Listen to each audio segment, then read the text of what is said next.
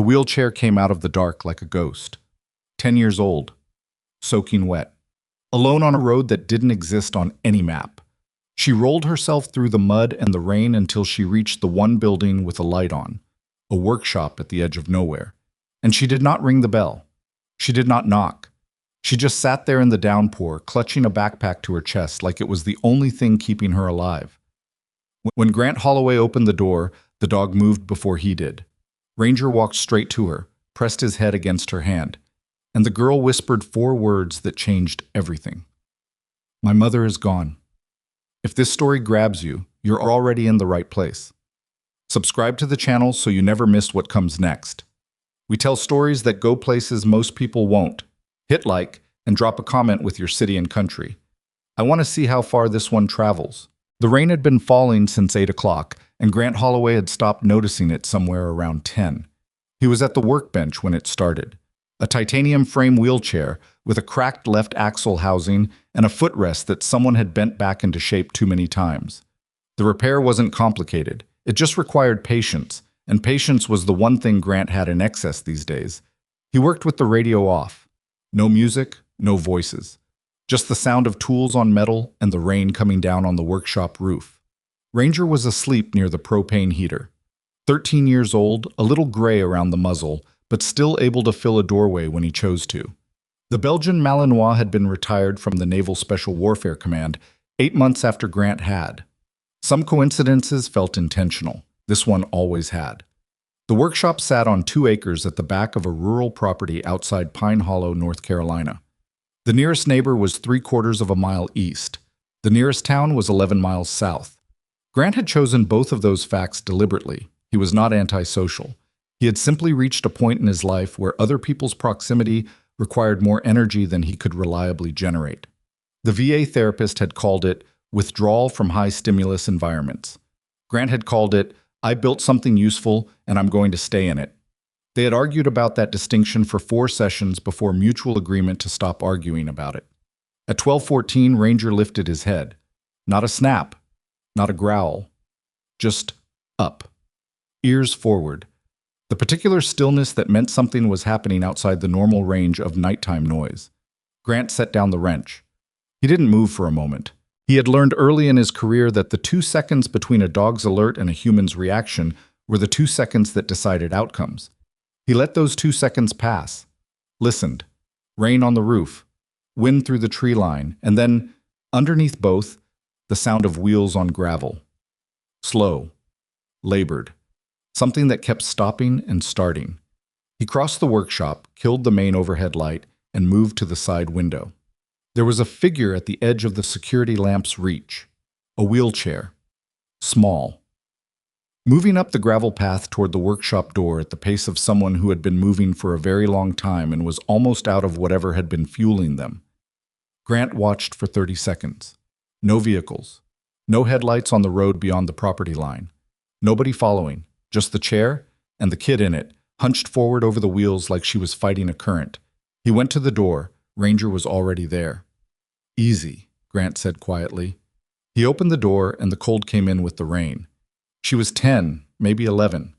Dark hair plastered flat against her face.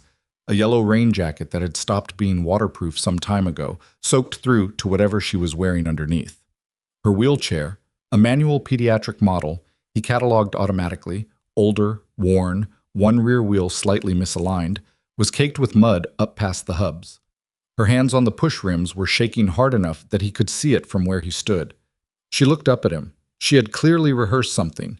He could tell by the way her mouth opened and then didn't produce anything immediately. Whatever speech she had prepared had apparently not accounted for the moment actually arriving. Ranger walked forward and stopped beside her wheelchair.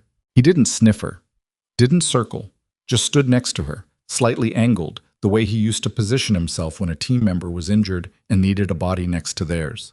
The dog's head dropped and came to rest gently against the back of her right hand. Her breath hitched. "Please," she said. Her voice was barely audible over the rain. "My mom said if something happened to her, I had to find the man with the dog. She said he would help." She swallowed. "She said his name was Grant." He stood in the doorway for a moment. "How long have you been out there?" "I don't know. A while." Did you come from the road? Yes, sir. Anybody with you? No? Anybody on the road? She hesitated. I don't think so. Not when I turned off. Grant looked past her into the dark. The gravel drive curved back to the road about 200 yards out. The security light didn't reach that far. He studied the visible stretch for a few seconds. No movement, nothing he could see, then stepped back. Come inside, he said. She rolled past him, and he closed the door. Well, she was hypothermic. Not critically, but her core temperature had dropped enough that her hands were clumsy, and she kept forgetting mid-sentence what she was trying to say. He got the workshop heater running full, found a dry flannel shirt, and a pair of athletic shorts in the back locker that were laughably large on her but dry, and made her change while he stayed on the other side of the parts cabinet. He heated water for hot chocolate on the electric kettle he kept for long nights. He did not pepper her with questions while she was still shaking. When she was sitting near the heater with the mug between both palms and Ranger settled on the floor beside her chair, she started talking on her own. Her name was Sadie Monroe. She lived, or had lived until tonight, in a rental house in Caldwell County, about 22 miles north of Pine Hollow. Her mother's name was Claire. Claire Monroe, 36 years old, worked as a senior accountant for something called North Star Haven, a foundation, Sadie explained carefully, that raised money for disabled children and veterans' families. She's been working there for almost 2 years, Sadie said. She was really proud of it. She said it felt like work that actually mattered. Grant wrapped his hands around his own mug and said nothing. About 4 months ago, she started acting different. Not talking at dinner, staying up late on her laptop. I heard her on the phone once and she was crying, but she didn't want me to know. Sadie looked at the floor. I wasn't supposed to be awake. What changed 4 months ago? She found something at work. I don't know all of it because she wouldn't tell me everything, but Sadie reached for the backpack, which she had not let go of since she arrived, not even when she changed clothes. She had somehow kept it on her lap through the whole process. She put it in here. She said if anything ever happened to her, if she disappeared or if someone came to the house, I had to take this and I had to find you. She set the backpack on her lap and unzipped it. Grant put down his mug. Inside the bag, a manila folder thick with printed documents, a smaller envelope sealed with tape, 3 photographs face down and rubber banded together, a flash drive in a plastic bag, and underneath all of it, a white letter-sized envelope with a name written on the outside in neat, deliberate handwriting, Grant Holloway. She knew you from a veterans program, Sadie said, a few years ago. She said you were the only person she trusted who was also the kind of person who would know what to do if things got bad. He picked up the letter. The handwriting was steady, not shaky, not hurried. Whoever had written this had written it with intention, which meant Claire Monroe had written it before things became an emergency. She had been planning for this moment. He did not open it yet. When did she disappear? Sadie's jaw tightened. Tonight, around 9 o'clock. She left to meet someone. She said it was important and she'd be back by 10. She told me to watch TV and not answer the door. A pause. I heard the car leave. Then I waited. 10 o'clock came. 11. I tried calling her phone and it rang twice and then went to voicemail. The second time I called, it didn't ring at all. And you decided to come here. I didn't know what else to do. I wasn't going to call the police. Why not? She looked at him with an expression that was both very young and very tired. Because my mom told me specifically not to. She said if she ever disappeared, not to call local police. She said, Sadie's voice dropped. She said someone inside the system was helping them. Grant absorbed that. How did you get here? 22 miles. I called a car. There's a rideshare app on my phone that my mom set up for emergencies. I had the address. She glanced at her wheelchair. The driver helped me out at the road end because he said the driveway looked private and he didn't want to trespass. You've been on that road for how long? Maybe 40 minutes? Maybe longer. The surface was bad. He thought about a 10-year-old girl pushing herself 200 yards down a rural gravel road in the dark and rain with a backpack she wouldn't let go of. He thought about the planning that took. The nerve. Okay, Grant said. I'm going to read this. He held up the letter. You stay near the heater. Don't touch anything on the workbench. If Ranger stands up suddenly, you don't move. You just stay still and let me handle whatever it is. Understood? Yes, sir. You need to eat something? I'm okay. He looked at her. That wasn't actually a yes or no question. I've got protein bars, peanut butter, crackers. Pick one. She almost smiled. Crackers. He read the letter at his workbench with his back to the wall and a clear line of sight to the door. Claire Monroe wrote with precision, the same quality her handwriting had suggested. No emotion on the surface, just information, organized and specific. The kind of letter someone writes when they understand they may not be there to explain it in person. She had started at North Star Haven 18 months ago as a mid-level accountant. Routine work. Payroll, vendor payments, grant disbursements. The foundation raised substantial money, corporate donations, federal grants, private philanthropy. Its annual report showed clean numbers and consistent programming outcomes. 8 months in, she was promoted to senior accounts oversight. Her access level changed. She began seeing everything, and what she began seeing did not match the public reports. The discrepancies were not obvious. Whoever had built the financial architecture inside North Star Haven was skilled. Vendor invoices that appeared legitimate but traced to companies that existed only on paper.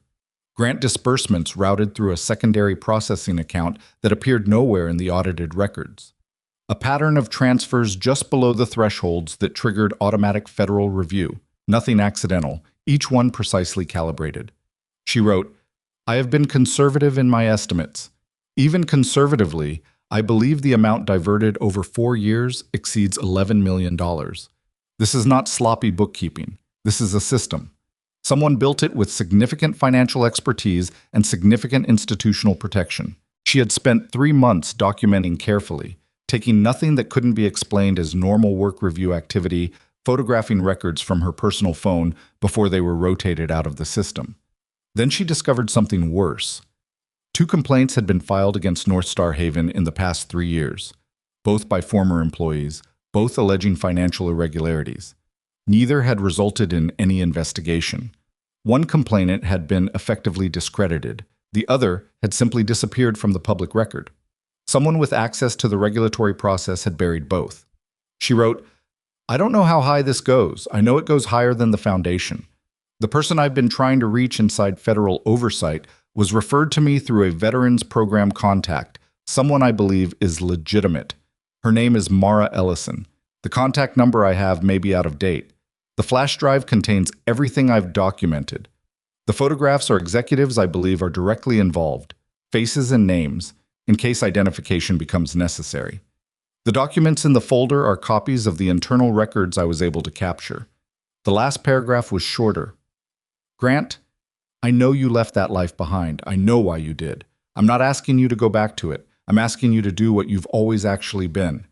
The person who doesn't let something wrong just keep being wrong. If you're reading this, Sadie found you. Please keep her safe until the right people are in place. She is the most important thing I have ever done. Please don't let anyone take her anywhere until you know she will be safe. He set the letter down. Ranger was watching him from across the workshop. I know, Grant said quietly. He opened the folder first. Accountant's copies, line items, account codes, transfer records. He wasn't a forensic accountant, but he'd spent enough time in his career reading logistics documents and procurement records to understand what falsified supply chains looked like. The architecture here was familiar. Somebody had run money through paper companies the same way black budget procurement ran money through shell contractors. Disciplined, layered, designed to survive a surface-level audit. The photographs were printed on regular paper, taken with a phone, not professional. 3 men in what looked like a conference room setting, caught in conversation rather than posed. Faces clear. On the back of each, Claire had written a name and title in the same precise handwriting. He didn't recognize any of them. He set them aside and opened the flash drive on his laptop, running it through the secondary machine he used for anything he didn't want near his main system. The drive contained 3 folders: financial records, correspondence, and a folder labeled simply Ellison that contained a document with contact information for the federal investigator Claire had mentioned.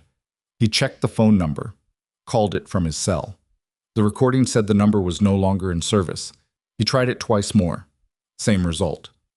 Grant sat back in his chair and looked at the ceiling. Disconnected number.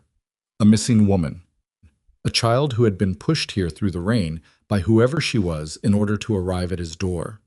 and documents suggesting that somewhere inside a charitable foundation for disabled children and veterans, $11 million had quietly vanished into a system built specifically to make it vanish. He had seen variations of this before. Different theaters, different currencies, different cover stories. The architecture was always the same: find the vulnerable population, build the infrastructure around them. Use the moral weight of what you're pretending to do as the shield that makes the reality inside it invisible. He looked at Sadie. She had fallen asleep in the chair near the heater, the crackers half finished on her lap, Ranger's head resting across her feet. She was still holding the backpack with both hands, even asleep. Grant got up and quietly covered her with the spare jacket from the coat hook. He straightened the blanket he'd draped over her earlier. She didn't stir. Then he went back to the workbench and started working through what he actually had and what he actually needed. The Ellison contact was dead. That was problem one. He ran the name through the research channels he still had access to. Not official, not government, but the kind of persistent informal network that forms between people who have worked in certain environments and never entirely loses its shape after they leave. It took 40 minutes and 3 conversations, 2 of them through encrypted messaging, before he had something. Mara Ellison was real. She was not FBI, not DOJ. She was an independent federal contractor who had worked in financial crimes oversight for 12 years before moving into a consulting capacity with a small oversight organization that operated with quiet federal authorization but outside the standard agency infrastructure. The kind of operation that existed specifically for situations where the standard agencies might be compromised. The number Claire had was outdated by about 8 months. He found a current channel, not a phone number, a secure contact protocol that would take a few hours to get a response from if Ellison was monitoring it at all. He initiated it. Then he sat back and thought about the other problem. Sadie had said nobody was on the road when she turned off. He believed she believed that. Ranger woke up at 1:47. Not a snap, the same lifting of the head, the same forward-facing ears. But this time there was something underneath it, the low, almost subsonic rumble that wasn't quite a growl, but wasn't silence either. Grant was at the window before the dog finished the sound. Headlights. Stationary. Parked in the tree shadow at the road end of the driveway, where the security light didn't reach. No engine sound reaching the workshop, which meant the engine was off, or had been cut before arrival. He watched for 60 seconds without moving. The headlights didn't move. He crossed the workshop quietly and crouched beside Sadie's chair, touched her shoulder. She came awake fast, not gradual, not confused, which told him she'd been sleeping light. "Someone's here," he said, low and level. "I need you to move to the back room." "You know where the bathroom is?" "Yes." "Go past it. The room after that. Storage, metal shelving, concrete floor. Get in there and close the door. Don't open it unless you hear me say your name first. Not if you hear knocking. Not if you hear anything that sounds like an emergency. Only if you hear my voice say your name. Can you do that?" She looked at him with eyes that were frightened and absolutely steady at the same time. "Yes, sir." "Take the backpack." She already had it. Ranger followed her without being told, peeling away from Grant's side and falling into position beside her chair as she wheeled toward the back of the workshop. The dog stopped at the storage room doorway, looked back at Grant once, and then went inside with Sadie. The door clicked shut. Grant returned to the window. The headlights were still there. He had no weapon in the workshop. He had chosen not to keep one here, a decision he was currently reevaluating with considerable focus.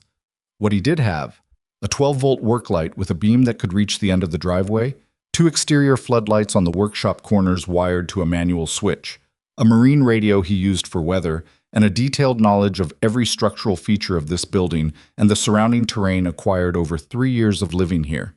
He was not going to engage with whoever was in that vehicle. What he was going to do was make very clear that this location was occupied, alert, and not worth the complexity of whatever they thought the complexity was going to be. He hit the exterior floods. The entire property lit up. The vehicle at the end of the drive was a black SUV, engine definitely off, windows dark from tint. It sat there for a long moment in the sudden light. Then the engine turned over. The headlights came on, and the SUV pulled slowly forward along the road, not toward the workshop, not into the driveway, just forward. and kept going until its taillights disappeared around the tree line. Grant stood at the window for another 3 minutes without moving. Then he went and got his phone and sent an urgent follow-up to the Ellison contact channel. Situation is not static. Child is secure. Documentation is secure. Need response window as soon as possible. He was walking back to the window when Sadie's voice came through the storage room door, quiet but clear. "Mr. Holloway, I hear you." "That was the car," she said. "That was the car that was parked outside our house when my mom left tonight." He stood at that window for a long time after the taillights disappeared. Not because he expected the SUV to come back, because he was running the math on what it meant that it had been there at all. Sadie had taken a rideshare from Caldwell County. Standard app, standard driver, no reason on the surface for anyone to track a 10-year-old in a wheelchair to a rural workshop in the middle of the night, which meant either the car had followed the rideshare, physically, staying back far enough that Sadie hadn't noticed, or someone had access to the app's ride data, which required a different level of reach entirely. Neither option was comfortable. Both options pointed in the same direction. Whoever was looking for the backpack was not improvising. He opened the storage room door. Sadie had positioned herself against the back wall, the backpack on her lap, Ranger sitting directly in front of her chair with his body angled toward the door. The dog's ears came forward when Grant appeared. Sadie's hand stayed still, but he could see from the set of her jaw that still had cost her something. "They're gone," he said. "For now." He looked at her. Most adults he knew would have phrased that as a question. She hadn't. "For now," he agreed. "Come back out. I need to talk to you about a few things." She wheeled past him without asking whether it was safe. That was either trust or training, and he suspected it was a little of both. The kind of unconscious competence that comes from living with a parent who has spent months quietly preparing a child for a situation the child doesn't fully understand but has internalized anyway. He pulled a stool to the workbench, and she stopped her chair across from him. "Your mom prepped you," he said. It wasn't a question. Sadie set the backpack on the bench between them. "She didn't tell me what was in it. She said I didn't need to know, that knowing might make things more dangerous. She told me what to do if something happened, and she didn't come back, and she made me repeat it back to her 3 times over 2 weeks, so it was actually in my head and not just something I'd heard once." "She told you not to call local police." "She said if the people she was worried about had reach inside the local system, calling local police could tell them exactly where I was." Sadie paused. "She said federal was different. Federal was harder to contaminate in one place because there were too many layers." Grant thought about the 2 buried complaints Claire had documented. Whoever had killed those investigations had done it from inside something with enough institutional weight to make regulatory machinery sit down and stay quiet. That took connections. It took patience. It took the kind of confidence that comes from having done it before and gotten away with it. "Did your mom ever mention a name to you? Anyone specifically she was worried about?" "She mentioned a man once. She was on the phone in her room and she didn't know I was in the hallway. I heard her say a name. Vale. Just that. Like she was confirming something." Sadie's brow pulled together slightly. "She sounded scared when she said it. My mom doesn't scare easy." "Vale. Just Vale? No first name?" "Just Vale." He filed it. He'd run it once he had time. "Okay. Here's what's going to happen tonight. You're going to stay in that back room. I'm going to keep trying to reach the investigator your mother identified. In the morning, once I have a better picture of the situation, we'll figure out next steps together." He met her eyes. "I am not sending you back to that house. I'm not calling anyone who might route this the wrong direction. Until I know the right people are in position, you stay here and nobody learns you're here. Do you understand why that matters? Because right now I'm only useful to them if they can find me." He studied her for a moment. "Your mom talked to you about this stuff?" "Not directly, but she's been scared for 4 months and I live in the same house." Sadie looked at her hands. "I'm not an idiot. I know you're not. People think I am because of the chair. People think a lot of things that are wrong," Grant said. "Doesn't make them right." She looked up at him and something in her expression shifted. Not relief exactly, but recognition. The particular kind that comes when someone says a true thing simply, without adding anything to it. "There's a cot in the storage room," he said. "Not comfortable, but it's dry and it's warm. Ranger will stay with you." "He doesn't have to." "He'll want to," Grant said. "Trust me on that, Claude." He did not sleep. He worked the contact channels until 3 in the morning and got nothing back from the Ellison protocol. He ran the name Vale through every searchable surface he had access to: public records, archived news, foundation directories, state registration databases, and came up empty on anything useful. Vale was not an uncommon name. Without a first name or a specific organizational connection, it was a wall. At 3:40, he brewed coffee and went through the documents in the folder again, this time with a notepad.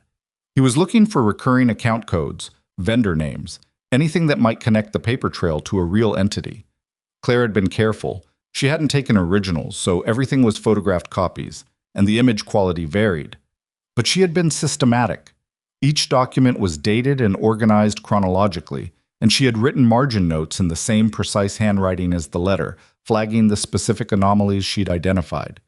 He found 3 vendor names that appeared repeatedly across the suspicious transfers. All 3 were LLC structures, North Carolina registered, minimal public footprint, no web presence. That was consistent with shell company architecture. He noted all 3 names and their registration numbers. Then he found something Claire hadn't flagged, possibly because she hadn't caught it. One of the transfer accounts had a routing number he recognized. Not from his life in Pine Hollow, from before. From a financial investigation he had been peripherally involved in during his last year of active duty. An operation that had identified a network of accounts used to fund procurement fraud inside a DoD contractor network. The case had never gone fully public. He had been read-in only partially, providing tactical support during a document seizure rather than working the financial side directly. But he had been thorough enough in his own review of the materials to remember the routing number when he saw it again.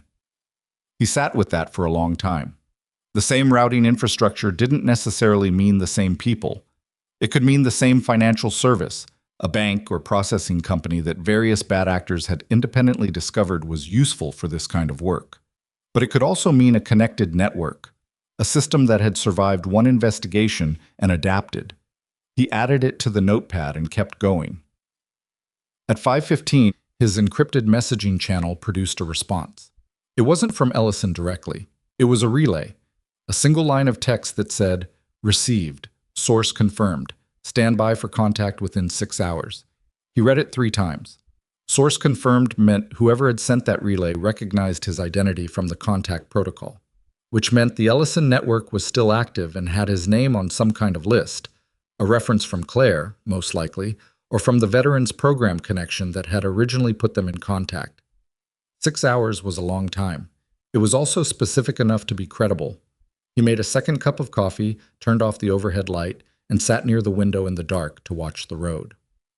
Sadie appeared at 6:10. He heard the wheels before he saw her, the storage room door, then the workshop floor.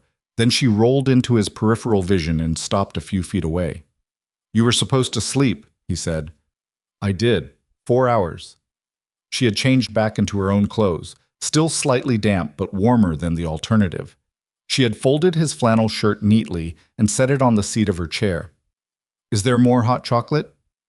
Kettles on the bench. She made herself a mug with the competence of someone who had been making her own food since she was small, not because she was neglected, but because her mother had understood that capability mattered and had made sure she had it. Ranger followed her from the doorway and settled near the heater again. She came back with the mug and positioned herself near the window, angled so she could see the road without being visible from outside. Grant noticed the positioning. He didn't comment on it.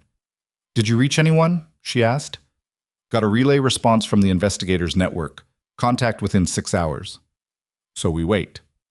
We wait." She turned the mug slowly in her hands. Outside, the rain had stopped some time before dawn. The sky was moving from dark gray to pale gray, the tree line gradually separating from the sky behind it. "My chair needs the left push rim tightened," she said. "I could feel it slipping on the gravel last night. It'll come loose completely if it's not fixed." He looked at her wheelchair properly for the first time in good light. She was right. The left rim was showing signs of bracket fatigue, probably from years of hard use and at least one impact it hadn't fully recovered from. The frame itself was older than it should have been for a growing kid. Aluminum construction, probably 8 years old, not sized for her current build. "I can tighten the bracket," he said. "It won't last forever." "It doesn't have to. It just has to last until things are okay again." He got up and retrieved the right tools from the bench. She backed away from the window and positioned her chair to give him access to the left wheel assembly. He worked with the chair occupied, but she stayed seated, shifted her weight to the right, held the frame steady when he needed it held. "You've done this before," he said. "Helped, yeah. The place where we get my chair serviced is always backed up. Sometimes it's faster to watch how they do it and then do it yourself." "Your mom let you do your own maintenance?" "My mom taught me that if you depend on other people to keep your equipment running, you're only as mobile as their schedule." A short pause. "She's practical like that." He tightened the bracket, checked the rim rotation, checked it again. "Tell me about her," he said. Not as an interview technique. He meant it. Sadie was quiet for a moment. "She's not someone who makes things easy for herself. She could have taken a regular accounting job at a regular company and made more money with less stress. But she always goes for the thing that feels like it means something, even when it causes problems." Another pause. "I used to wish she was more normal, like just work a job, come home, don't get involved in things." She looked down at her lap. "I don't wish that anymore." "When did that change?" "About 4 months ago," Sadie said quietly, "when I saw what she was willing to do." Grant set the wrench down and checked the rim one more time. It was solid. "That should hold," he said. She tested it herself, gripped the rim, applied pressure, rotated, checked the resistance. He watched her hands assess the repair with the automatic confidence of someone who knew her own equipment and trusted her own judgment. "Good," she said. "Thank you." The call came at 9:47. Not through the relay, direct to his cell, from a number he didn't recognize. He let it ring once, checked the time against the 6-hour window, and answered. Holloway. The voice was a woman's, flat, unhurried, like someone who had learned to manage the pace of information through long practice. "I'm Ellison. I've been read in on the Monroe situation for about 6 hours. I need you to tell me exactly where you are and what you have." "I'm not going to tell you where I am on an unverified channel." A brief pause. "Fair. Authenticate me." "How?" "The relay you contacted, the protocol code you used to initiate, the 3rd character sequence." "What was it?" he told her. "And the response you got back, the exact phrasing, word for word." He recited it. "Okay," she said. "Now you." He thought for a moment, then, Claire Monroe's letter referenced a veterans program connection. Who was the connector? Woman named Denise Carlisle ran a peer support group out of Asheville until 2 years ago. Claire attended 3 sessions. Denise gave her my contact as a contingency she hoped Claire would never need. "That works for me," Grant said. "Good. Now, where are you and what do you have?" He told her. Location, what Sadie had arrived with, the documents, the flash drive, the photographs, the routing number he'd recognized. He kept it tight and sequential, the way he'd been trained to relay tactical intelligence. What you have, what it suggests, what you don't know yet. She didn't interrupt. She listened the way good investigators listen, processing without responding, waiting until she had the full picture before she started asking questions. When he finished, she was silent for 4 seconds. "The routing number," she said. "Say it again." He read it from the notepad. Another 3 seconds. "That's a problem." "I know what file it's connected to." "Then you know why it's a problem." She took a breath he could hear over the line. "How's the kid?" "Holding together. She's holding together." "And the documentation, all of it is physically with you?" "Yes." "I need copies transmitted to 2 secure endpoints before anything else moves. If those documents exist only in one place, they're too easy to eliminate." Her voice didn't change pitch or speed when she said it, but the weight of the sentence was enough. "Do you have a means to transmit encrypted files?" "I can set something up. Give me 20 minutes. "You have 10. I'll have the endpoints ready when you call back." She ended the call. Grant was already moving to his laptop. The transmission took 11 minutes, not 10, because the second endpoint required a protocol handshake he had to troubleshoot. Ellison was patient about it in the way people are patient when they have no choice. He scanned every document, photographed the photographs of the photographs, copied the flash drive contents through a clean partition. By the time the second confirmation came back, both sets of files existed in locations he didn't control and couldn't be taken from him by anyone arriving at this building. He called Ellison back. Confirmed on both ends, she said immediately. Okay, here's where we are. She briefed him quickly. She had been building a case around North Star Haven for 7 months, peripherally at first, then as a primary focus after a separate investigation into a federal grant program produced a financial fingerprint that led her to the foundation. She had not been able to get inside the financial structure because she hadn't had access to the internal accounting records.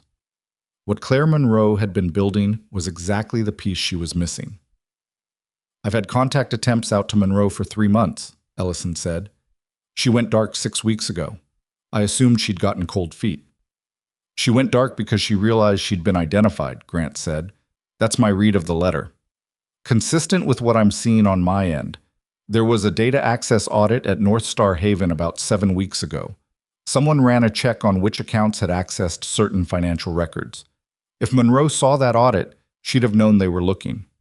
So she went quiet, finished building her documentation, and set up an exit strategy for her daughter. And then apparently decided to meet someone last night and walked into something. A pause. Do you have any indication of where she might have gone? Nothing specific. She told Sadie she was meeting someone. Sadie didn't know who. Meeting was supposed to take an hour. The person she was meeting could have been compromised, or Monroe could have been under surveillance that we weren't aware of, and her contact was exposed that way. Ellison's voice stayed even. Either way, I need to locate her. I have 2 people I can move in the next few hours, but I need you to hold that location until I can get proper secure transport for the child. How long? By tonight. Probably by afternoon if I push. The vehicle that came last night? I know, I'm working on it. Stay off the main road if you go outside and don't answer any contact from official local channels until I've cleared the routing. A beat. Holloway. You understand that if these people have state-level contacts, local law enforcement showing up at your door is not automatically a safe thing. I do understand that, yes. Okay, stay reachable. She was gone again. Grant set the phone down and looked at Sadie, who was sitting near the window with her mug and had very clearly heard every word of that conversation. By afternoon, she said. That's what she said. Sadie absorbed this. She didn't ask what happened if it wasn't by afternoon. She didn't ask what he would do about the vehicle that had been at the end of the driveway. She just turned back to the window and watched the tree line in the pale morning light. My mom's still alive, she said. I know she is. I think so too, Grant said. It wasn't reassurance. It was his actual read of the situation.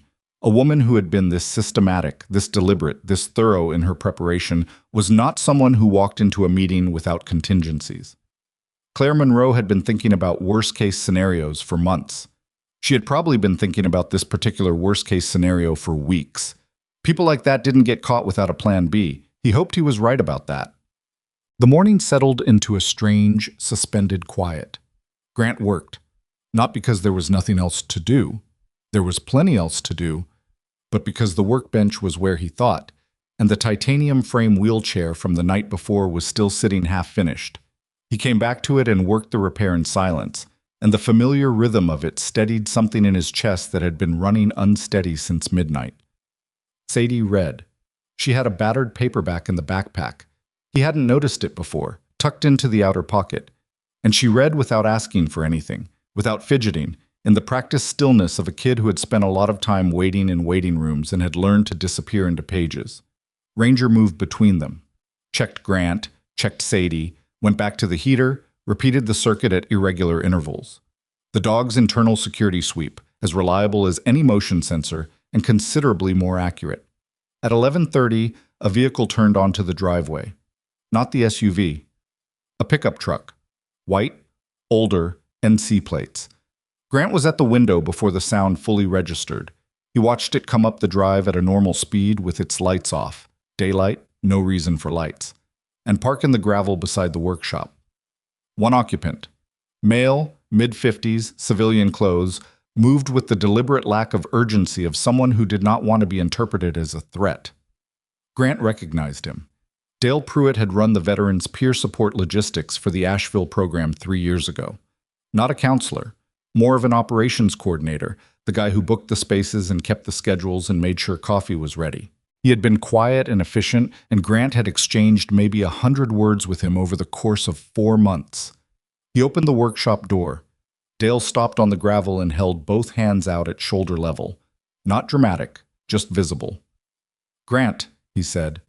"Ellison sent me. She said you'd want confirmation before you opened the door." "What did she say?"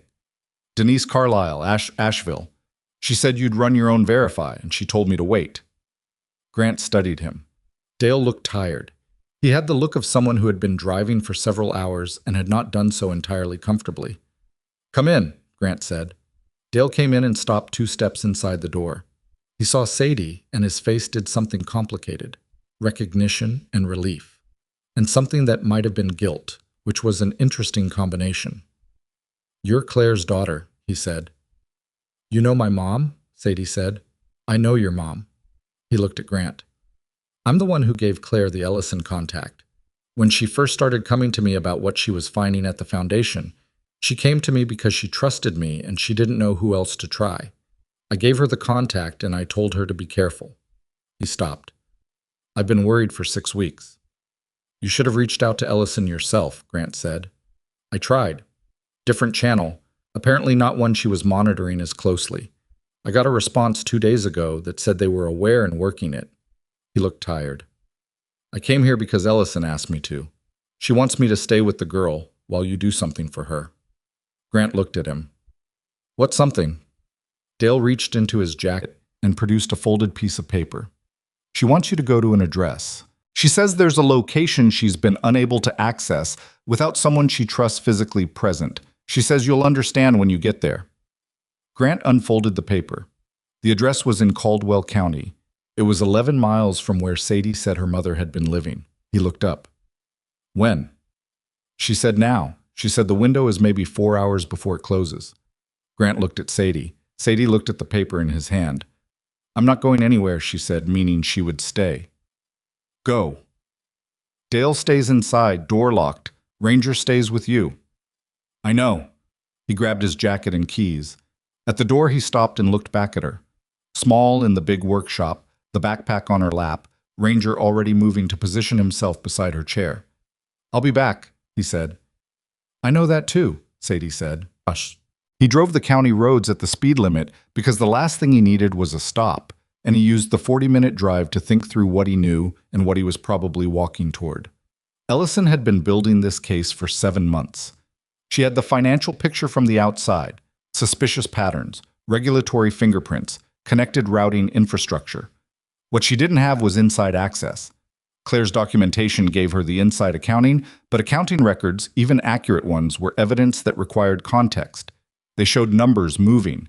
They didn't always show where the decisions were made, who gave the orders, who signed off on which layer of the architecture. Physical evidence. Records that existed in a location rather than a digital transmission was harder to deny and harder to replicate. He thought about the address: Caldwell County. Not the Foundation's registered offices. Those were in Asheville. This was something else. He ran the scenario forward through what he knew about how these structures worked: the paper company vendors and the financial records. Shell LLCs registered in NC. You needed a physical address for an LLC registration, even if nothing actually happened at that address. Sometimes those addresses were lawyers' offices or registered agent services. Sometimes, if the people building the structure were confident enough in their protection, they used real locations: warehouses, storage facilities, satellite offices that officially existed for some mundane purpose and actually served as the back-end infrastructure of the financial system. If Ellison had identified one of those locations, she needed someone physically there to document what was actually at that address before anyone had time to clean it out. That was the 4-hour window. He turned onto the county road that matched the address and began looking for landmarks. The location was a commercial storage facility, one of those single-story operations with orange roll-up doors and a gravel lot, the kind that existed at the edges of small towns everywhere. The sign at the entrance said Ridgeline Self-Storage in faded letters. 2 vehicles in the lot, a pickup and a sedan, both civilian, both parked near the facility office at the front. Grant drove past without stopping. He went a 1/4 mile down the road, turned around, and came back. This time he pulled into the lot and parked at the far end, away from the office, near a row of units in the back corner. He sat in the truck and watched for 2 minutes. Nobody came out of the office. Nobody appeared from any of the units. His phone buzzed. Ellison. "You're there," she said. "How do you know?" "I have a contact at the registration office who confirmed the vehicles." A pause. Unit 41. The padlock is a combo that the LLC used as a default across multiple properties. We recovered it from a registration document. 143706. You need photographs of what's inside. Everything. And I need you to look for any physical documents, hard copy records, notebooks, ledgers, anything that can't be recreated from a digital source. The unit is registered to which of the LLCs? Crestline Operational Services LLC, one of the 3 vendor names in Monroe's records. There it was. He got out of the truck. Unit 41 was in the second row, midway down. He walked at a normal pace. Facility camera at the entrance. He'd noted it coming in. Probably one more at the office corner. He had a ball cap on. It wasn't much, but it was something. The padlock was a standard combination model. He ran the numbers Ellison had given him on the first try. It opened. He lifted the roll-up door. The unit was not a storage space. It had been converted.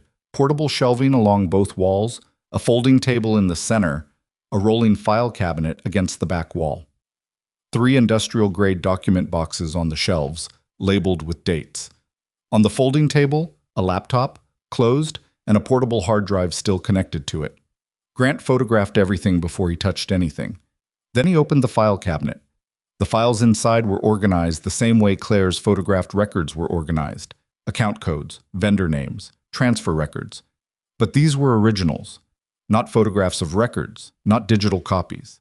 Physical paper with original signatures on the disbursement authorizations.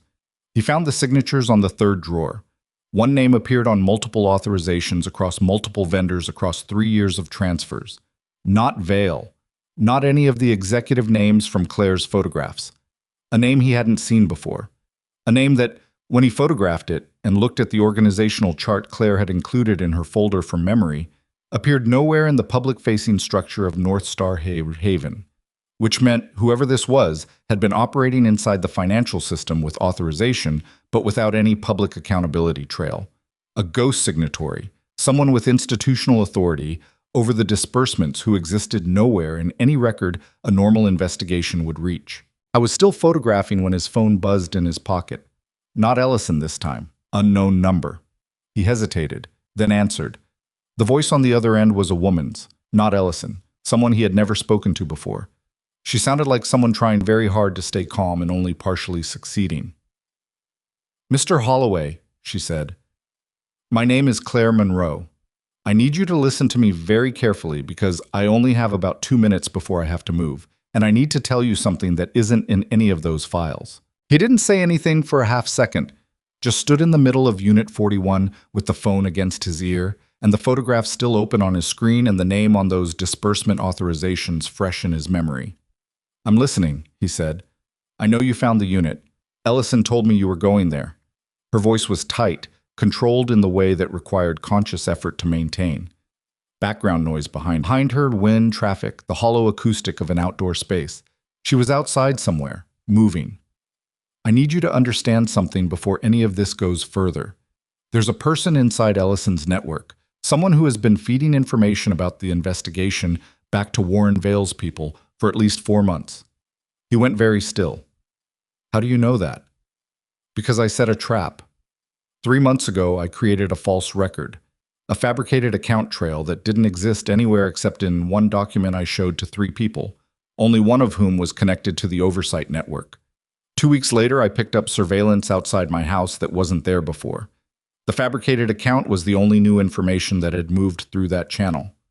Who was the contact inside? I don't know. I only know it's real and it's there."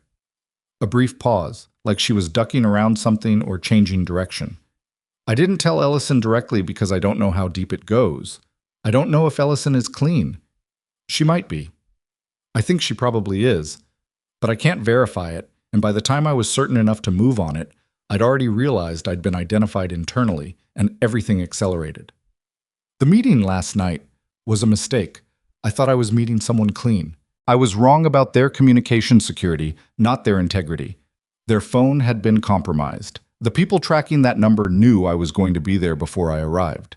A sound that wasn't quite steady. I got out. I'm out. I've been moving since midnight. Are you hurt? No, shaken, not hurt. Where are you? I'm not going to tell you that on this line. I'll tell you this. I'm not coming back to Sadie until I know what's around her is clean. Every instinct I have says going to her right now makes her less safe, not more, because I'm the thing they're tracking. Her voice caught slightly on Sadie's name and then steadied. Is she okay? She's okay. She's at the workshop. She's warm. She's safe. She got there on her own last night, and she did everything right. A silence that lasted just long enough for him to understand what it cost her to hear that. She would, Claire said, barely above a whisper. Then, the person whose signature is on those disbursement authorizations. You've seen it? Just now. That person is not an executive of North Star Haven. They're not a board member. They're not a contractor. They're not connected to the foundation in any public capacity. Her voice steadied again.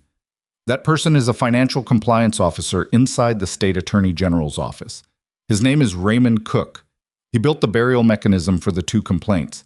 He also built the authorization structure for the disbursements, because from his position, he could make sure no regulatory trigger ever flagged the account movements. Grant looked at the signature on the disbursement form in his photograph. R. Cook, authorization signature, Crestline Operational Services. How long have you known this? 3 weeks. I found the connection through a secondary record that shouldn't have been in the foundation system at all. An internal communication that had been misfiled in an archive I had access to during an audit preparation. It referenced Cook by name in a context that made the relationship explicit. A beat. That's when I knew this wasn't just a foundation problem. That's when I understood why the complaints disappeared. And Vail? Warren Vail is the architecture. He built the foundation specifically to run this. He's been running variations of it for years. Different organizations, different states, different populations. Disabled children and veterans because they generate sympathy, and that sympathy is the best regulatory insulation money can buy. Her voice had gone flat and cold. He's never been touched because he's always had someone like Cook in position before he starts. Grant photographed the rest of the file cabinet in focused, systematic sequence. Each drawer, each labeled folder, each document face. His hands were steady.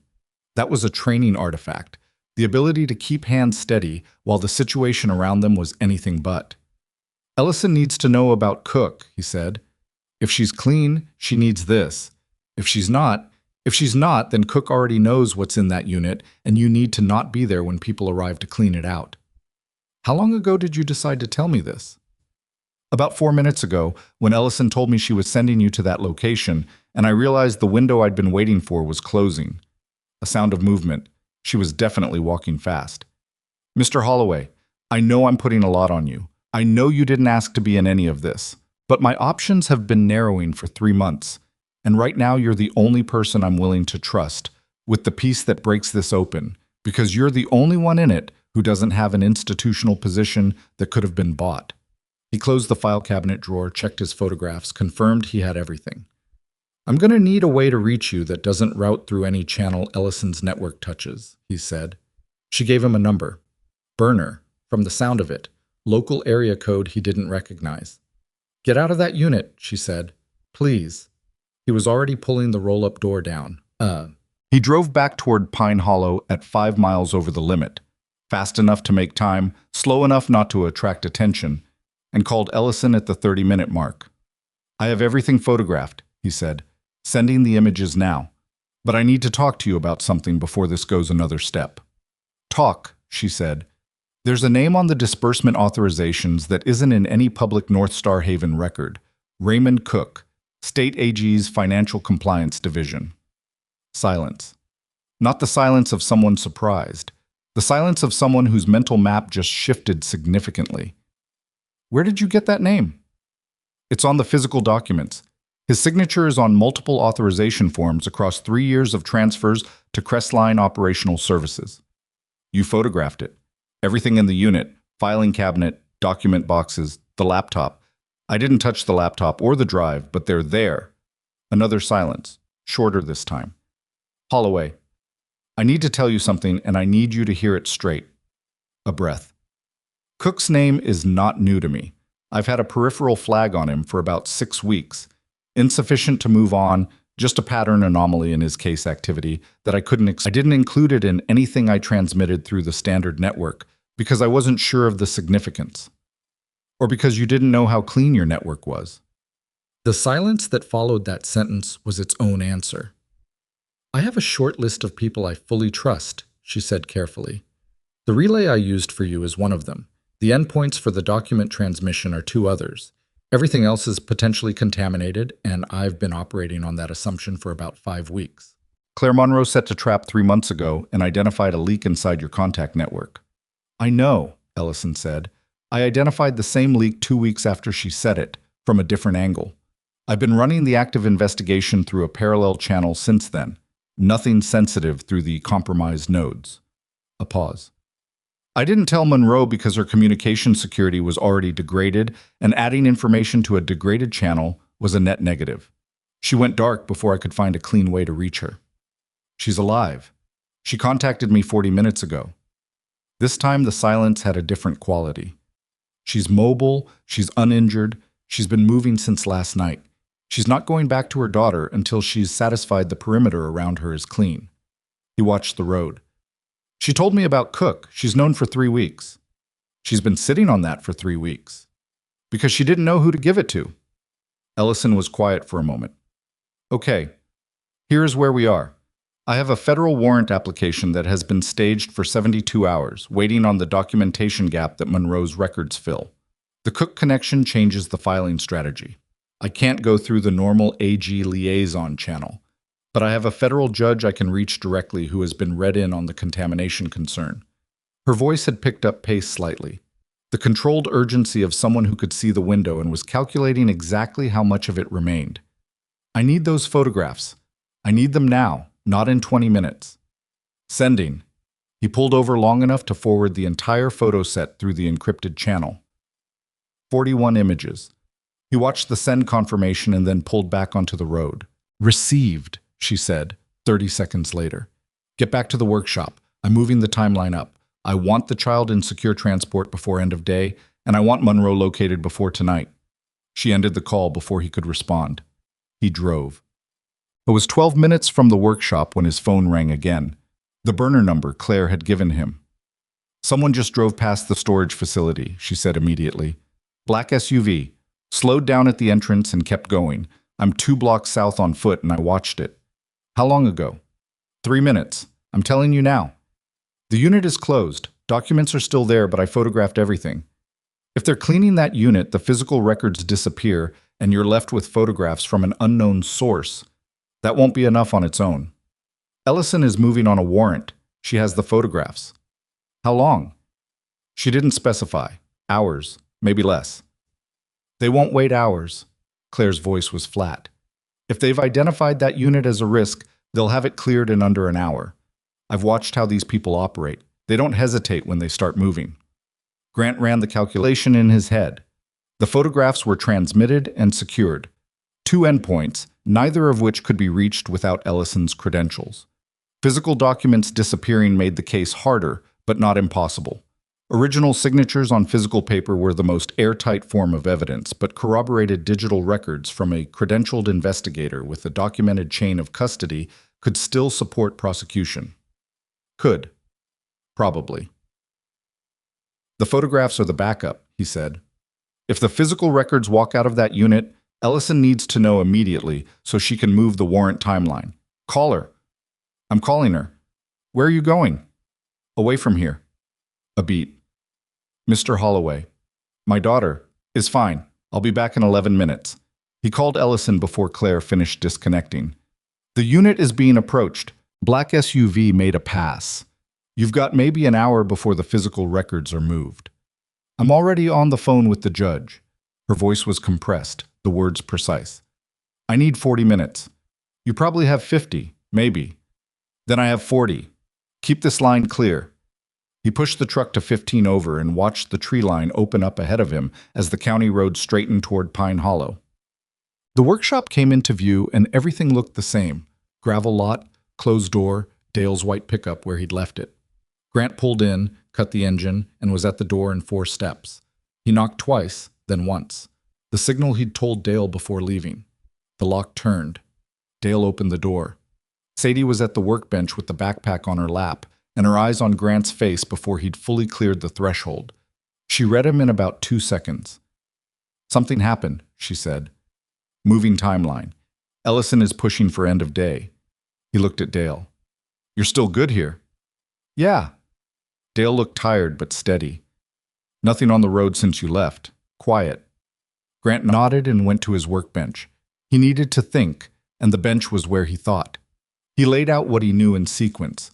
Ellison pushing the warrant, the SUV at the storage unit, Claire Mobile in Caldwell County, Cook's name now in federal hands.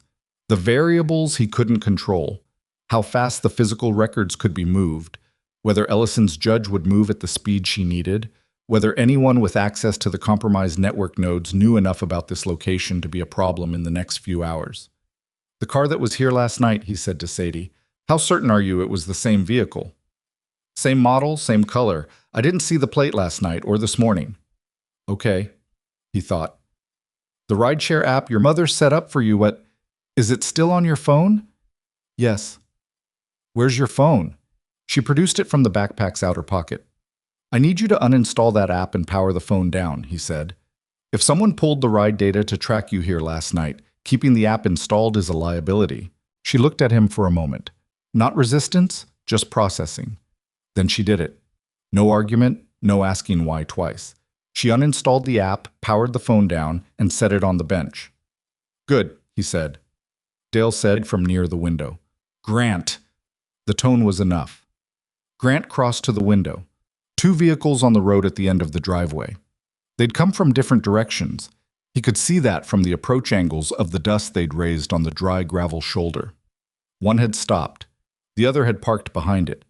4 people, from what he could make out at 200 yards. Not the black SUV. 2 county sheriff's department vehicles. He stood at the window and looked at them for a moment. 4 deputies, from the build-in stance. Not moving yet, just there. "Sadie," he said, even. "Back room, now." "Grant?" "Now. Same protocol as last night. Ranger goes with you."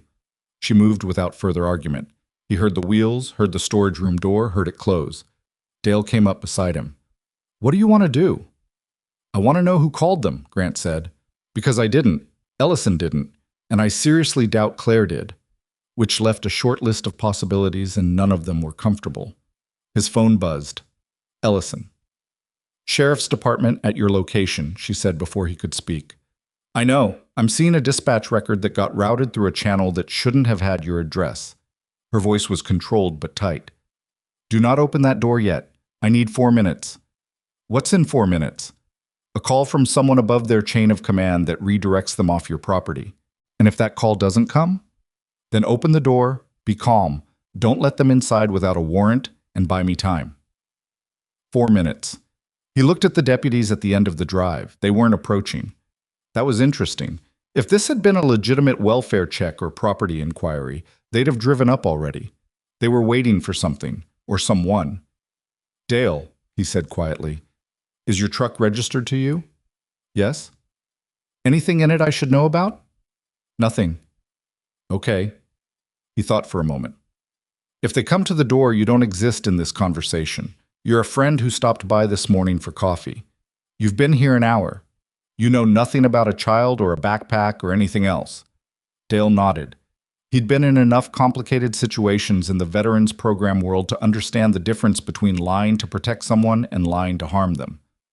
3 minutes. The deputies still hadn't moved. 2 minutes.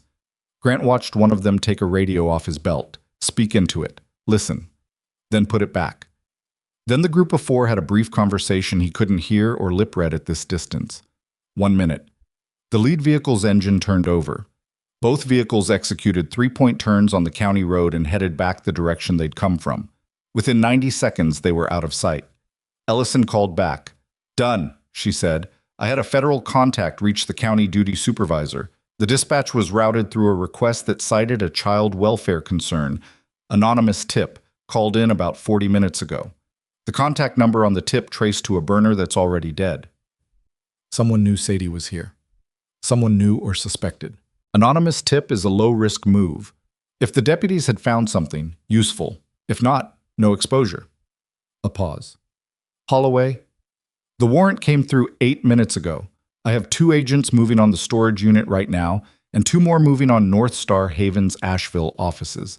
Raymond Cook's residence and office are being secured as of 12 minutes from now by people I trust who are not routing through any compromised channel.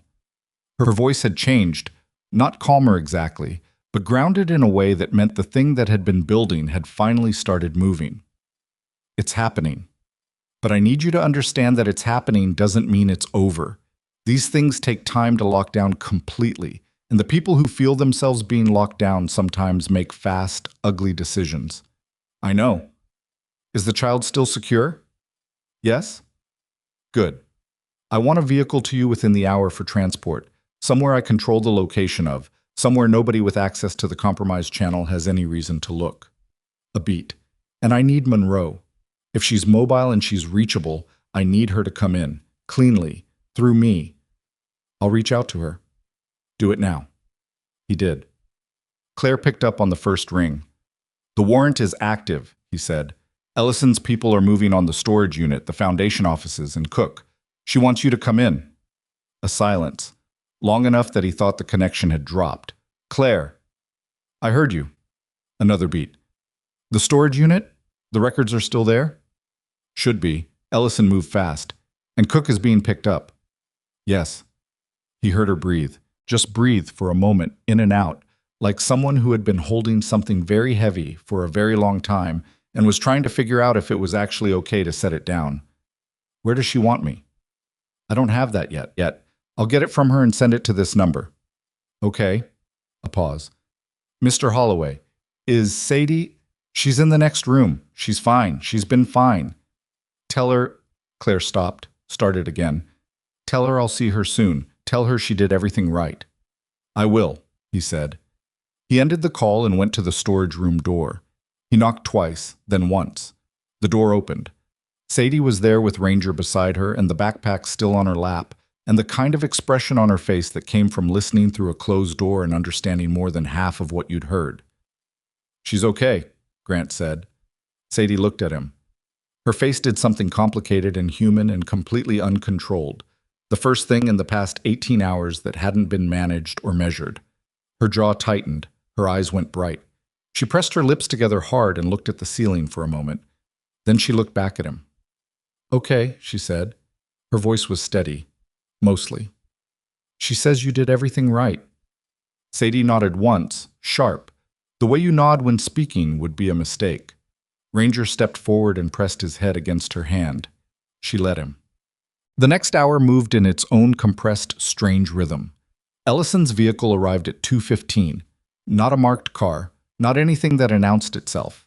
A dark gray sedan with a woman driving and a man in the passenger seat, both in civilian clothes, both with the particular quality of stillness that Grant recognized without needing to see credentials.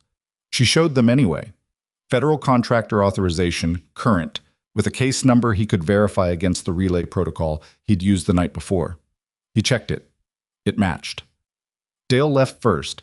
Ellison wanted the location clear of anyone not essential to transport. He shook Grant's hand at the door, looked at Sadie, and said, "Your mom is going to be fine."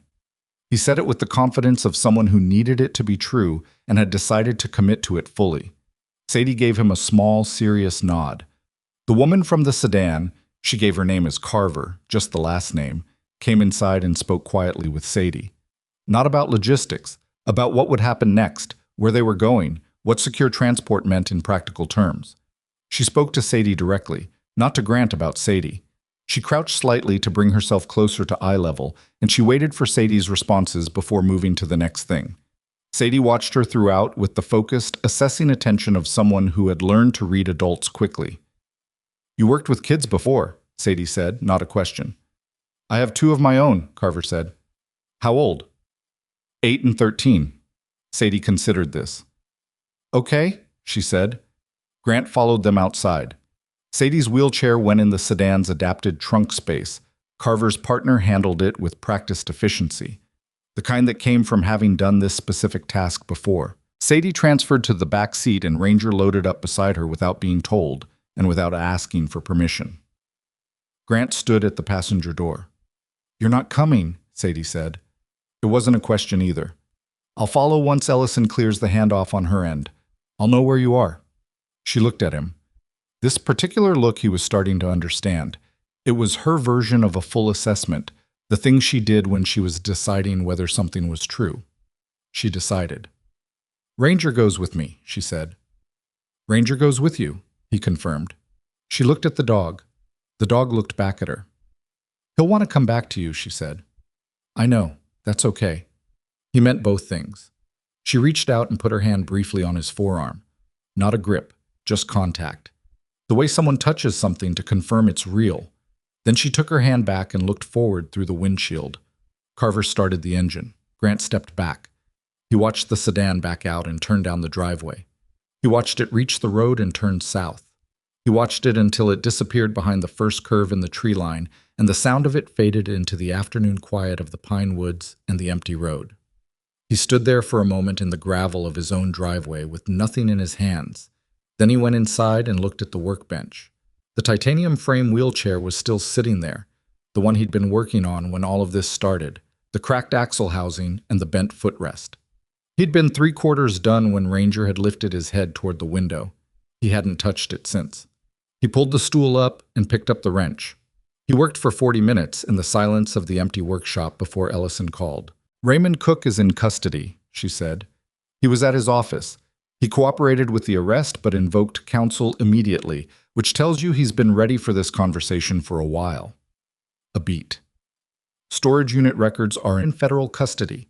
The SUV you flagged appeared in the area about 12 minutes after your agent secured the site. They sat for a while and left. Clean miss." "Warren Vale?" "Lawyers at this point. He's not running. He's fighting." Her voice had the texture of someone who had done this enough times to know the difference between a problem and an inevitability. "He'll fight hard. He has resources. But the Cook connection changes his architecture significantly. He built this system around having someone inside regulatory function who could neutralize threats.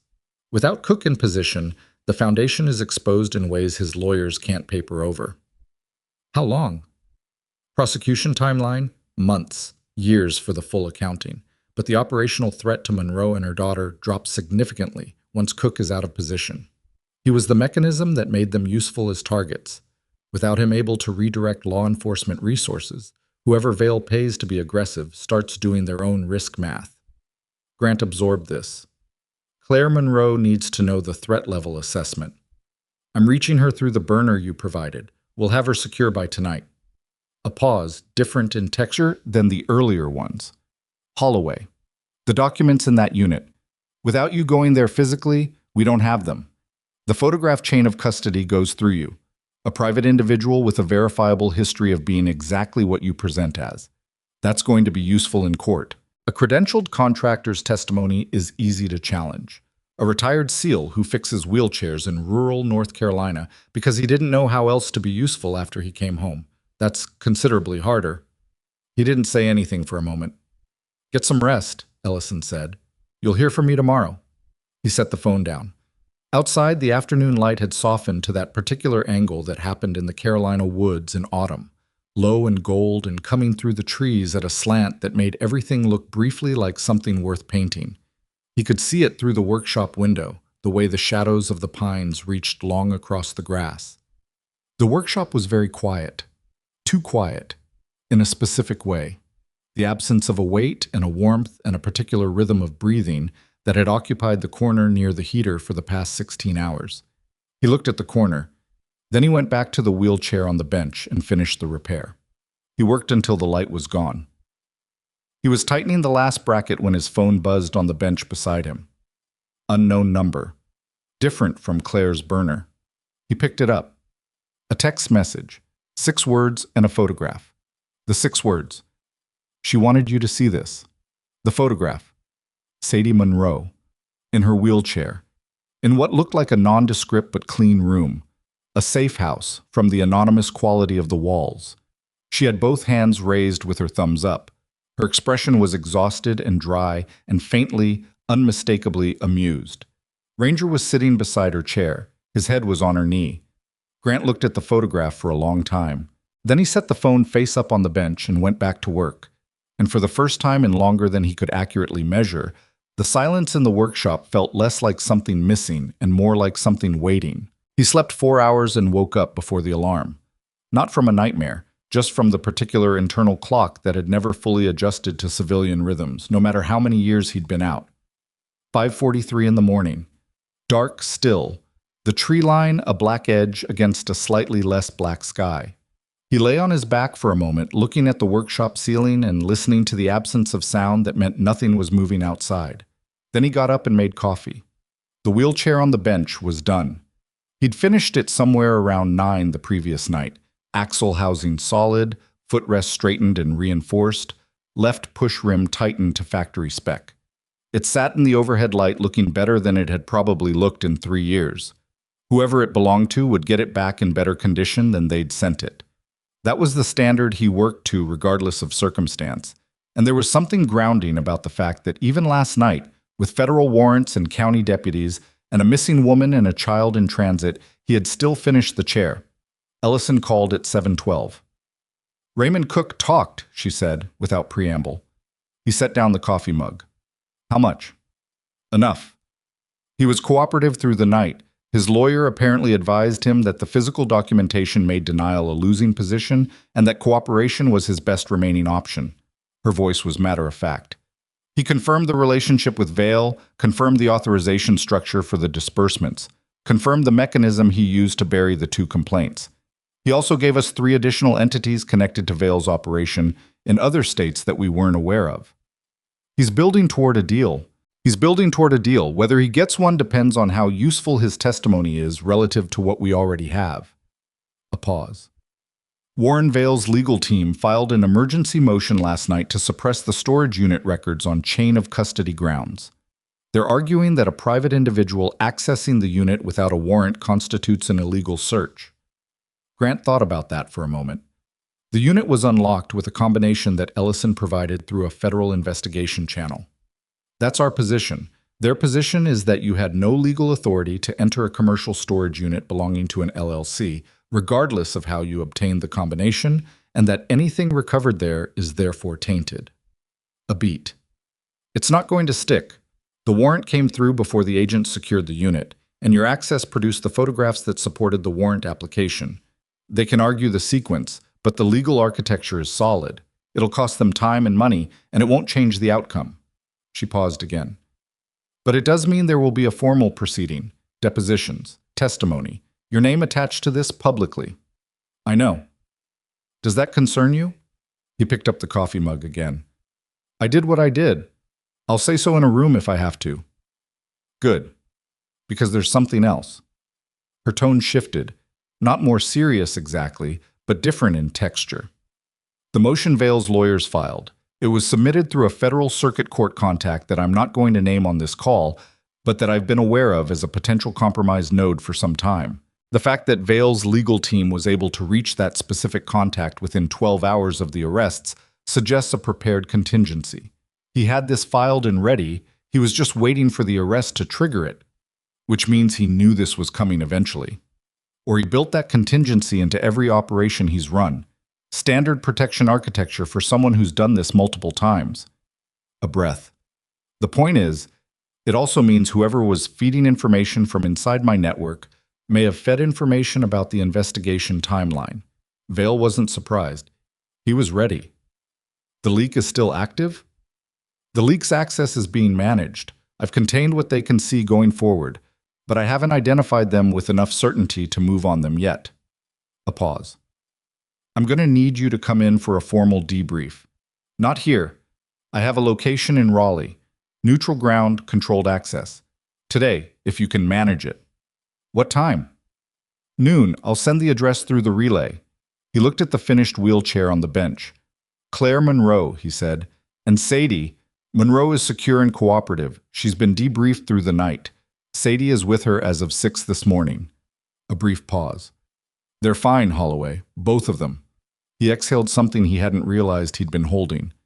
Noon, he said. I'll be there. What? The address Ellison sent was a nondescript commercial building on the west side of Raleigh, the kind that housed insurance adjusters and small accounting firms and regional sales offices. Nothing that announced itself. He arrived 11 minutes early, which was habit, and sat in the parking lot watching the entrance for those 11 minutes before going in. Third floor. A conference room that had been cleared of its normal furniture and replaced with a plain table and 6 chairs. Ellison was already there. Across from her sat 2 people Grant didn't recognize. A man in his 50s with the institutional stillness of a career federal attorney, and a woman closer to 40 with a notepad and a recording device centered on the table in front of her. Against the wall, standing with his arms crossed, and a look on his face like he'd been asked to attend something beneath his consideration, was a man Grant did recognize.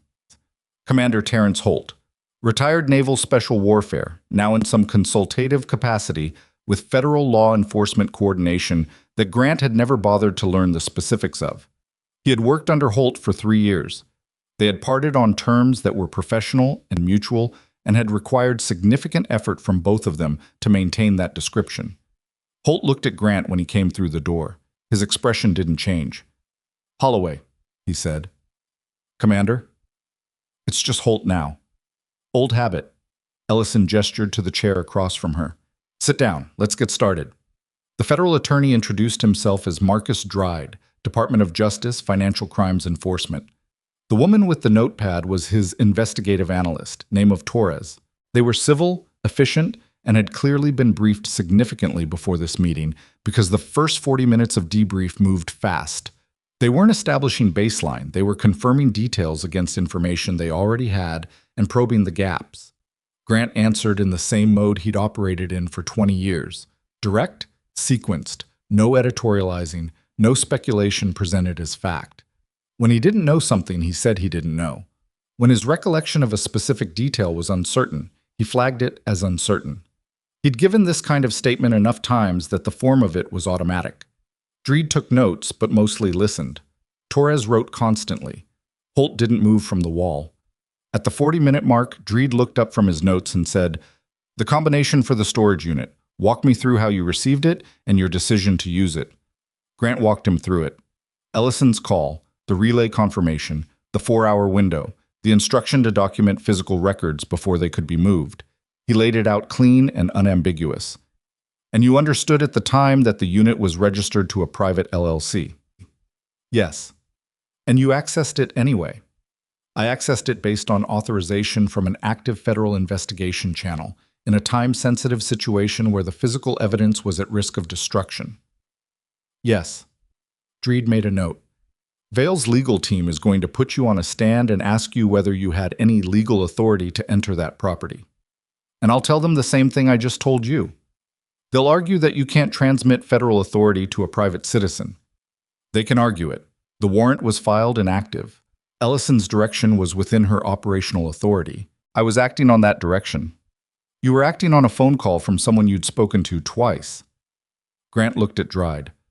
"I spent 20 years acting on orders from people I'd known for less time than that, in situations with higher stakes than a storage unit in Caldwell County. The mechanism for verifying authority in those situations, and this one is the same. You confirm through the protocol, you assess the credibility of the instruction against the operational context, and you make a judgment call." He held the man's gaze. "My judgment call got you the physical records with signatures on them before they walked out the door. I'll stand behind that." Dryde looked at him for a long moment, then made another note. Holt spoke from the wall for the first time. "What made you trust Ellison's network in the first place? You'd never worked with her. You had no institutional connection to her operation." Grant looked at him. Claire Monroe trusted her enough to build a contingency plan around reaching her. Monroe spent 4 months carefully protecting her evidence and her daughter. Her judgment on who to build that contingency around was the highest quality reference available to me. An accountant's judgment. An accountant who identified a ghost signatory in a multi-layered financial fraud, traced the mechanism to an inside contact in the Attorney General's office, set a counterintelligence trap to identify a leak, and correctly mapped the operational threat level for 4 months while managing a full-time job and a child on her own. Grant's voice didn't change pitch. I'd weighed her assessment of a person's reliability above most formal institutional references I've encountered. Holt uncrossed his arms. His expression had shifted, not conceding anything, but recalibrating. You entered that storage unit alone, Holt said. No backup, no comms support, no extraction plan. It wasn't a tactical entry. It was a documentation task in a commercial storage facility on a Tuesday morning. And if it had been more than that, it wasn't. But if it had been, Grant looked at him steadily, then it would have been more complicated. But it wasn't, because I assessed it correctly before I went in. The room was quiet for a moment. Ellison said to Dreed, I think we have what we need on the unit entry. Can we move to the routing number? They spent another hour on the routing number, how Grant had recognized it, what case it connected to from his service history, the extent of his knowledge of that prior investigation. Dreed's interest sharpened considerably when Grant laid out the details of the earlier case. Torres wrote faster. The routing connection was apparently significant in ways that extended beyond North Star Haven.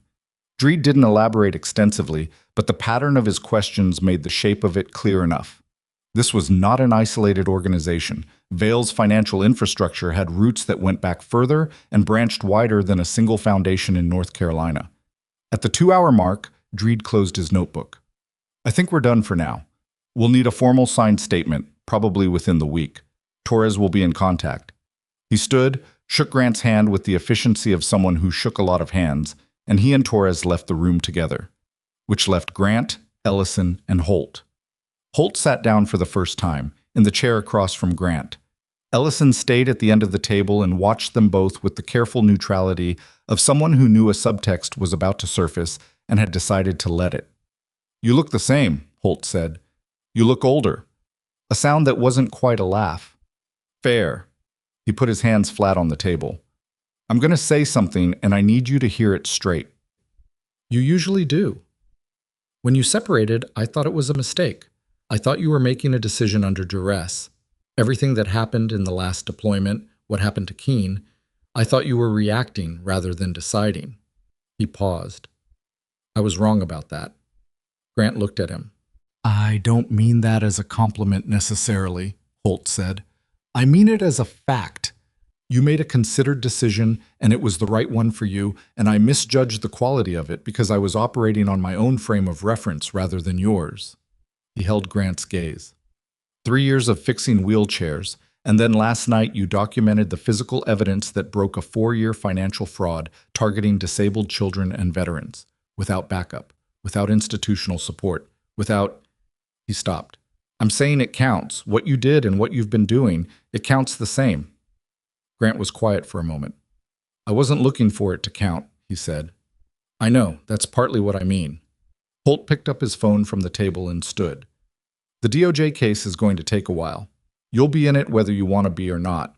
As a witness, potentially as a named private actor in whatever motion Vail's people try to file. You should expect contact from attorneys you don't know and from journalists eventually. I'll manage it. I know you will. Holt looked at him for a moment. The full, appraising look that Grant remembered from briefing rooms, the one that meant an assessment was being filed. Take care of yourself, Holloway. He left. Ellison waited until the door closed. He pushed for you to be included in the debrief, she said. When DOJ wanted to take statements without you in a room, he pushed for the face-to-face. I don't know if that matters to you.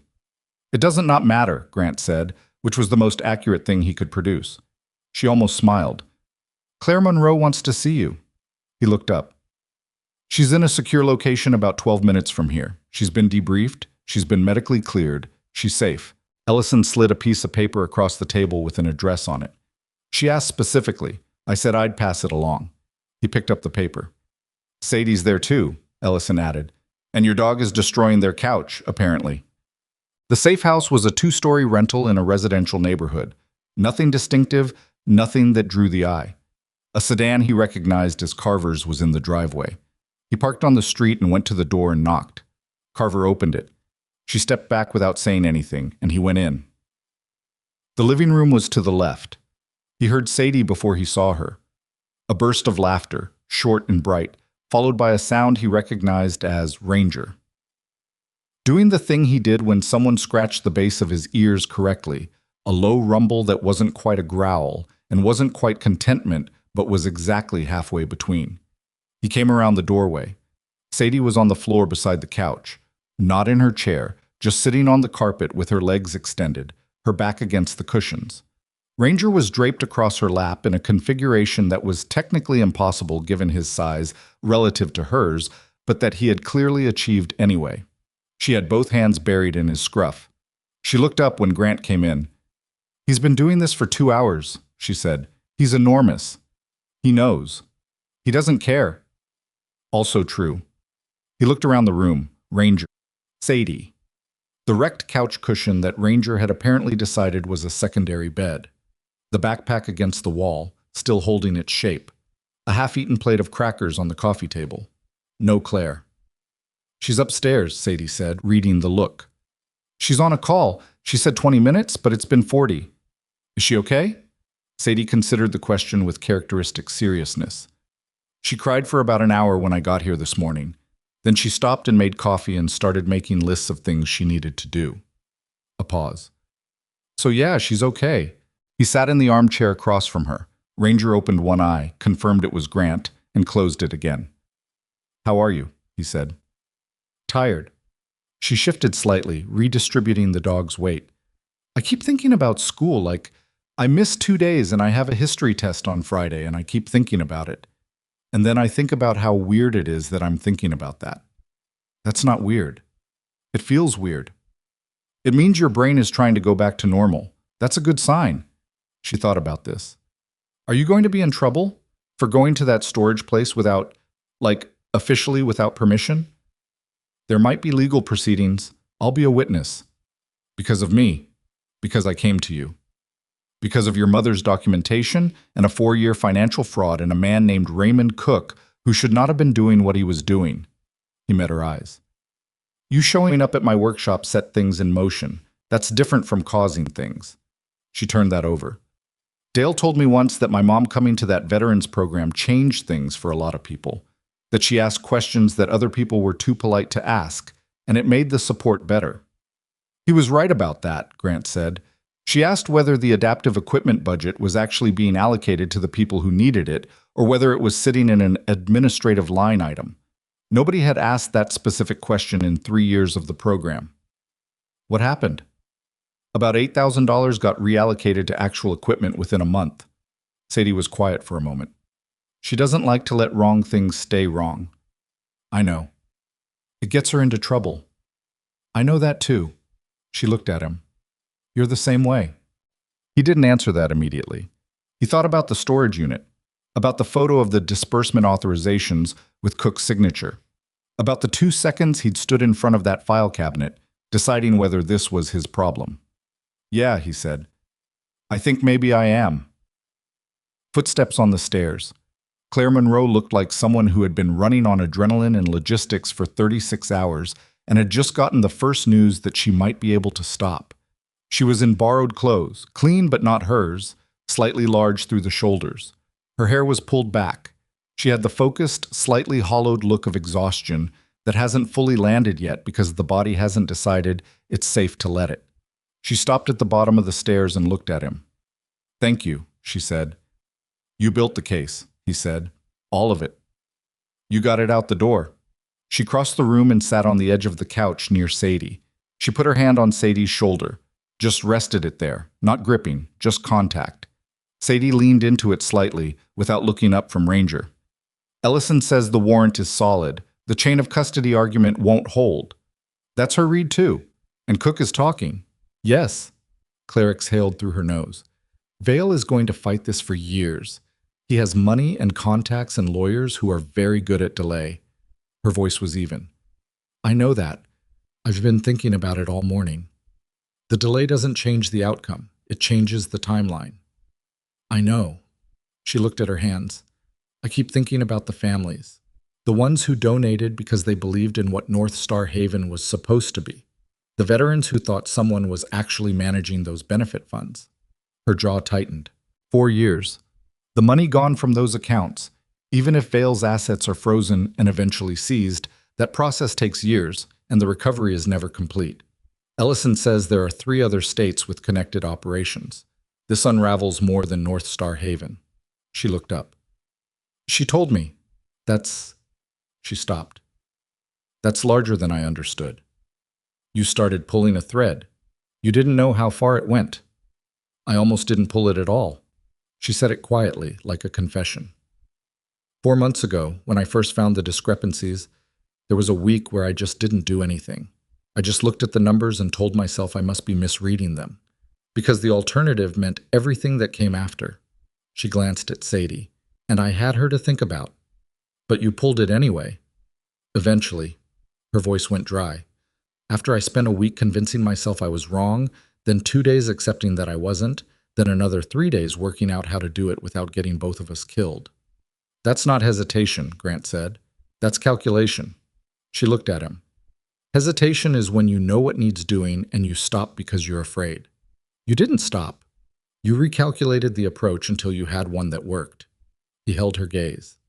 There's a difference. She held it for a moment.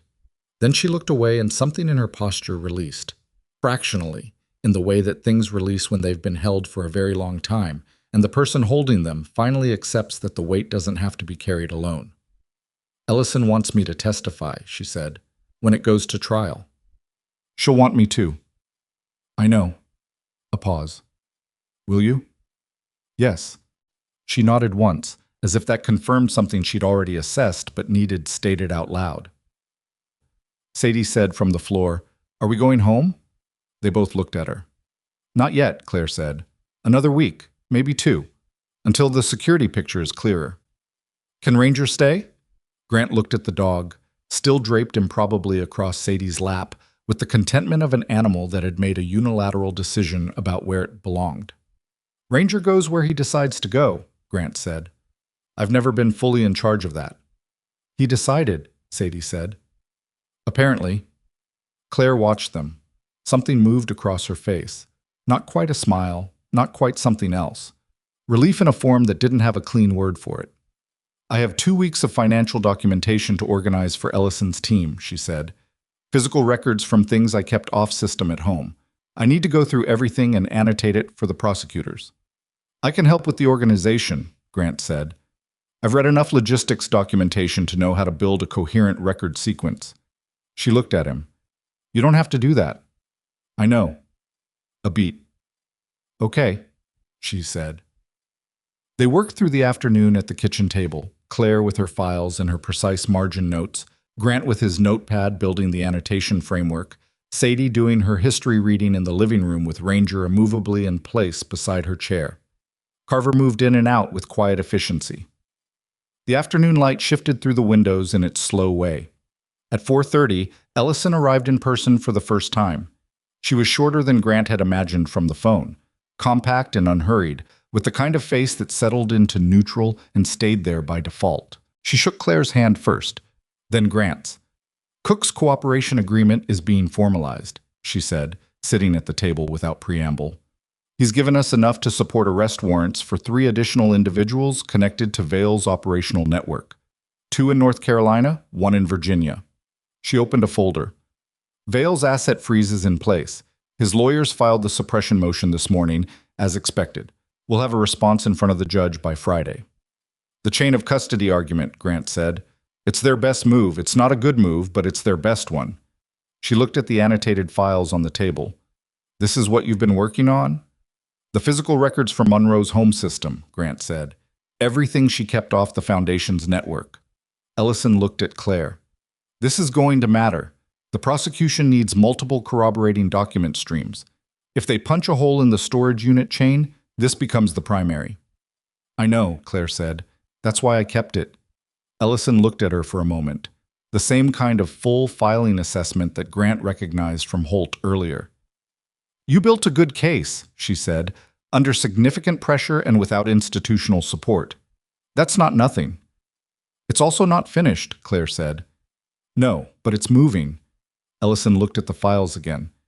There's something I want to tell you both, so not for the record, just as a fact. She paused. The name Vail has appeared in connection with 3 separate federal inquiries over the past decade. Each time, the inquiry found insufficient basis to proceed. Each time, Raymond Cook or someone in an analogous position had been positioned beforehand. Her voice was level. What you built, what you documented, is the first time the inside financial architecture has been physically recoverable. Every prior inquiry had to work from the outside. This is different. The kitchen was quiet. So the complaints that were buried, Claire said slowly, the two employees who came forward before me, were buried through the same mechanism you identified. Yes, Ellison's voice was even. They weren't wrong. They weren't making things up. They just didn't have what you had. Claire sat with that for a moment. Do you know what happened to them? The people who filed those complaints? One is living in Tennessee, working, doing fine. The other is harder to trace. She left the state after the complaint was dismissed. Ellison met her eyes. When this goes to prosecution, there will be an opportunity to formally acknowledge what happened to those complaints. That's not nothing either. Claire looked at the table. She put both palms flat on it, the way people do when they need to feel something solid. Okay, she said, after a moment. What do you need from us next? Ellison reached into her folder and produced a structured document list. Start here, she said. They kept working. Outside the window, the afternoon moved toward evening, and the residential street stayed quiet. And in the living room, a 13-year-old Belgian Malinois with a gray muzzle remained precisely where he had decided to be, because some decisions, once made, do not require revisiting. They worked until 8 o'clock that evening, and when Ellison finally closed her folder and said they had enough for the prosecution team to begin building the primary document sequence, Claire sat back in her chair and looked at the ceiling for a long moment without speaking. Grant gathered the annotated files into their organized stacks. His handwriting and Claire's covered the notation sheets in two distinct styles. His spare and angular, hers precise and dense. And somehow the combination of them produced something more complete than either would have alone. He noted that without saying it. Ellison left with the files under her arm and a list of follow-up items that ran to 2 pages. At the door, she paused and looked back at Grant. The suppression hearing is scheduled for 3 weeks from Thursday, she said. You'll receive formal notice from DOJ by end of week. Dreed's team will want a pre-hearing meeting. I'll be there. She nodded once. Then she was gone. The house settled into a different kind of quiet after that. The particular quiet of people who have been moving fast and are now, for the first time, not required to move at all. Sadie had fallen asleep in the living room sometime around 7, still on the floor, Ranger's bulk redistributed so that he was now beside her rather than across her, his chin on her ankle. Claire had draped a blanket over her without waking her, and then stood there looking at her daughter for a long moment before coming back to the kitchen. She poured 2 cups of coffee she didn't ask if Grant wanted, and set one in front of him. He took it. Tell me something, she said, sitting across from him. When you opened that storage unit, when you saw the signature on those disbursement forms, what were you thinking? I was thinking about the photograph sequencing, making sure I got everything before the light was bad. She gave him a flat look. I mean, emotionally. He thought about it honestly. I was thinking that whoever built that system was confident, comfortable, the kind of comfortable that comes from knowing the protection is in place. He turned the mug in his hands. That kind of confidence is its own vulnerability. It makes people careless in small ways. They stop rotating the combination on the lock. They keep originals in a rented unit instead of destroying them. He looked up. They assume the architecture will hold forever because it's held so far. And you were angry. He looked at her. I'm not wrong, she said. No, he said. You're not wrong. She held her mug in both hands. Disabled children and veterans. He picked the 2 populations that people feel the most guilty about not supporting. That's not accidental. That's a choice. Her voice was even, but there was something underneath it that had been there since Ellison had confirmed the scope. He calculated that the moral weight of the cause would insulate the mechanism, that nobody would look hard enough at the numbers because looking hard meant implying that something was wrong with the mission. He was right for 4 years, Grant said, until he wasn't. She looked at the table. Because of people who couldn't let it stay wrong. The coffee was mediocre, the kind that came from a safe house pantry stocked by someone filling a list rather than making choices. Grant drank it anyway. What happens to your job? He said. North Star Haven is frozen pending the investigation. My employment contract is void. She said it without inflection, like she'd already processed it. I'll need to find something else. That's fine. I can find something else. Ellison mentioned the foundation may be reconstituted under independent oversight, once Vale's operational control is severed. I heard that. She was quiet for a moment. I don't know if I'd go back, even reconstituted. A pause. Maybe. I don't know yet. You don't have to know yet. I know. She looked at him directly. What about you? The deposition, the testimony, the suppression hearing. This is going to take months out of your life. It was already in my life, he said. It walked up my driveway in the rain.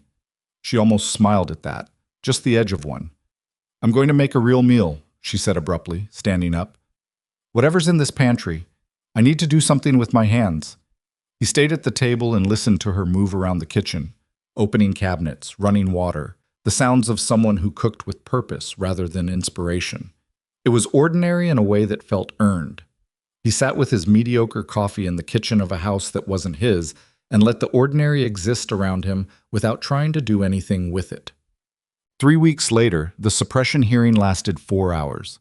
Vale's legal team was precise and well-prepared and argued the chain of custody question with the kind of technical fluency that came from billing rates. Grant couldn't calculate. The federal judge was a woman in her 60s with the expression of someone who had heard every version of every argument and was now in the business of identifying which version was actually relevant. She denied the motion. Her written ruling was 42 pages. Grant read 11 of them before concluding that the outcome was what mattered, and the mechanism by which it was achieved was Dreed's expertise rather than his. Dreed called him after the ruling came down. Testimony is going to be straightforward. You document what you saw, you describe your decision-making, you hold steady under cross. Can you do that? Yes, Grant said. Vale's team will try to make you look reckless. Cowboy behavior, acting outside any legitimate authority, private citizen substituting his own judgment for legal process. I know. How do you want to handle that characterization? Grant thought about it. The same way I handled every mission where the situation required judgment that the original orders hadn't anticipated. You assess what you have, you weigh the cost of acting against the cost of not acting, and you decide. He paused. A 10-year-old girl pushed herself through the rain for 40 minutes to deliver documentation of a 4-year fraud against disabled children and veterans. I decided the cost of not acting was higher. A beat of silence. I'm going to ask you to say exactly that, Dreed said, in those words. Then I will. Warren Vale was indicted on 17 counts across 2 jurisdictions, 6 weeks after the storage unit records entered federal custody. The charges included wire fraud, money laundering, conspiracy to obstruct federal regulatory proceedings, and 2 counts of witness tampering connected to the buried complaints from years earlier. Raymond Cook, under his cooperation agreement, testified before the grand jury for 3 days. His testimony established the inside mechanism with enough specificity that Vale's attorneys could not plausibly argue their client was unaware of it. The 3 connected operations in other states produced 4 additional indictments within 60 days. Vale did not flee. He fought from behind his lawyers the way men of his particular type always fought, with procedural leverage, with delay, with the implied assertion that the complexity of the case would eventually exhaust the system's willingness to pursue it. He had been right about that before. He was calculating it would be true again. It was a reasonable calculation. It was also ultimately wrong. Grant learned the broad strokes of the prosecution's progress through Ellison, who called every 2 to 3 weeks with updates delivered in the same flat, informational tone as everything else. He appreciated the consistency of her. She was not someone who editorialized or performed optimism. She said what was true and left the assessment of it to him. On the personal side, the threat level around Claire and Sadie dropped sharply within 30 days of Cook's arrest. Ellison's assessment, communicated in her characteristic plain-spoken way. Cook was the enforcement mechanism. Without him in position, the cost-benefit of going after a witness and her daughter shifts significantly. Vale's lawyers have enough to do without adding witness intimidation to an already complex indictment. They went home. Not to the Caldwell County rental. Claire decided against that, a decision she made quietly and completely without drama. She found a place in a smaller town 30 miles south. Different school district, which required bureaucratic navigation that Grant watched her handle with the same organized efficiency she brought to everything. Sadie's records transferred. Her equipment needs were documented for the new district's adaptive services coordinator.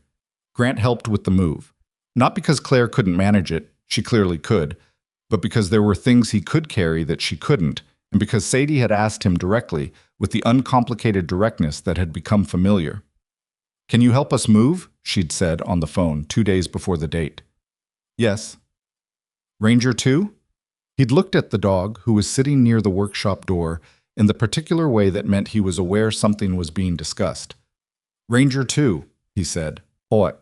The first time Grant drove to their new house for something other than the move was a Saturday in early December, 6 weeks after they'd settled in. Claire had called and asked if he wanted to have dinner.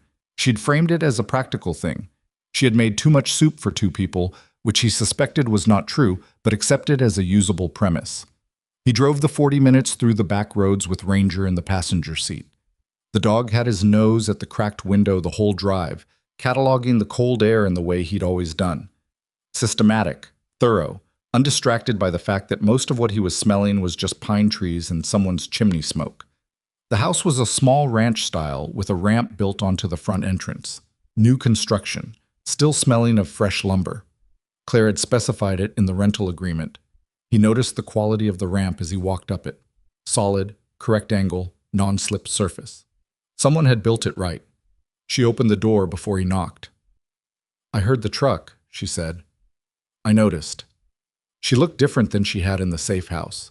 Not better or worse, just herself. The borrowed clothes quality was gone. She was wearing her own things, and she stood in her own doorway with the contained ease of someone who had reclaimed a piece of ordinary life and was not taking it for granted. "Soup is on," she said. "Come in." Ranger went straight to Sadie, who was at the kitchen table with homework spread across it and headphones around her neck. She scratched the dog's ears without looking up from the page. "He still does that," Grant said. "Every time." Sadie turned a page. "He goes to you first when he's at your place, and he goes to me first when he's here. He has a system." "He does." "It's a good system," Claire said from the stove. Dinner was soup and bread and a conversation that moved around without agenda. Claire asking about the workshop's current repair queue. Sadie explaining a history project about infrastructure development that had somehow become genuinely interesting to her. Grant finding himself with opinions about civil engineering history that he hadn't known he had until he was expressing them. Ranger positioned himself under the table in the center, equidistant from everyone, and stayed there. It was an ordinary dinner. The ordinariness of it was not lost on anyone at the table, and not one of them said so, which was the right call. After the dishes were done, Claire poured coffee, and they sat at the table while Sadie finished the history project in the living room. The conversation had a different texture now, slower, with more room in it. "Ellison called me Thursday," Claire said. "About the prosecution timeline." "Partly. She also said there's a DOJ recommendation being drafted for the 2 former employees whose complaints were buried. Formal acknowledgement of what happened. Probably some form of remediation." She turned her mug slowly. "The woman who left the state. They found her. She's in Colorado. She's agreed to speak with the prosecutors." "That's a good thing." "Yes." She was quiet for a moment. "I keep thinking about whether things would have been different if those 2 complaints had been properly investigated. 3 years earlier. Before 4 more years of diversion happened." Her voice was measured, but the weight in it was real. "Whether I would have had to do any of this if the system had worked when it was supposed to." "Maybe not," he said. "But they buried it. So someone else had to pick it up." She looked at him. "I keep circling back to that." "That's not something you can resolve in your head," he said. "The system failing is a fact. What you did about it is also a fact. Connecting them into something that makes sense, that takes longer. Have you managed that? With your own things?" He looked at her. "You don't have to answer that," she said. "No, He thought about it. About Marcus Keene, whose name he hadn't said to anyone in 2 years. About the deployment that had ended not with a defined conclusion, but with an accumulation of weight that finally exceeded what he could carry without putting something down. About the specific day he decided to put it down, and what that decision had cost him, and what it had given him in return. "I managed that something went wrong that I couldn't prevent, and that the thing I did after, the workshop, the repairs, the distance from anything that required me to be something I couldn't be anymore, was a reasonable response to an unreasonable situation. He paused. I didn't fully manage that it was enough. Until recently. She held his gaze. What changed? He thought about Ranger walking to a 10-year-old girl in a wheelchair in the rain. About the 2 seconds between the dog's movement and his own, and what he had seen in those 2 seconds.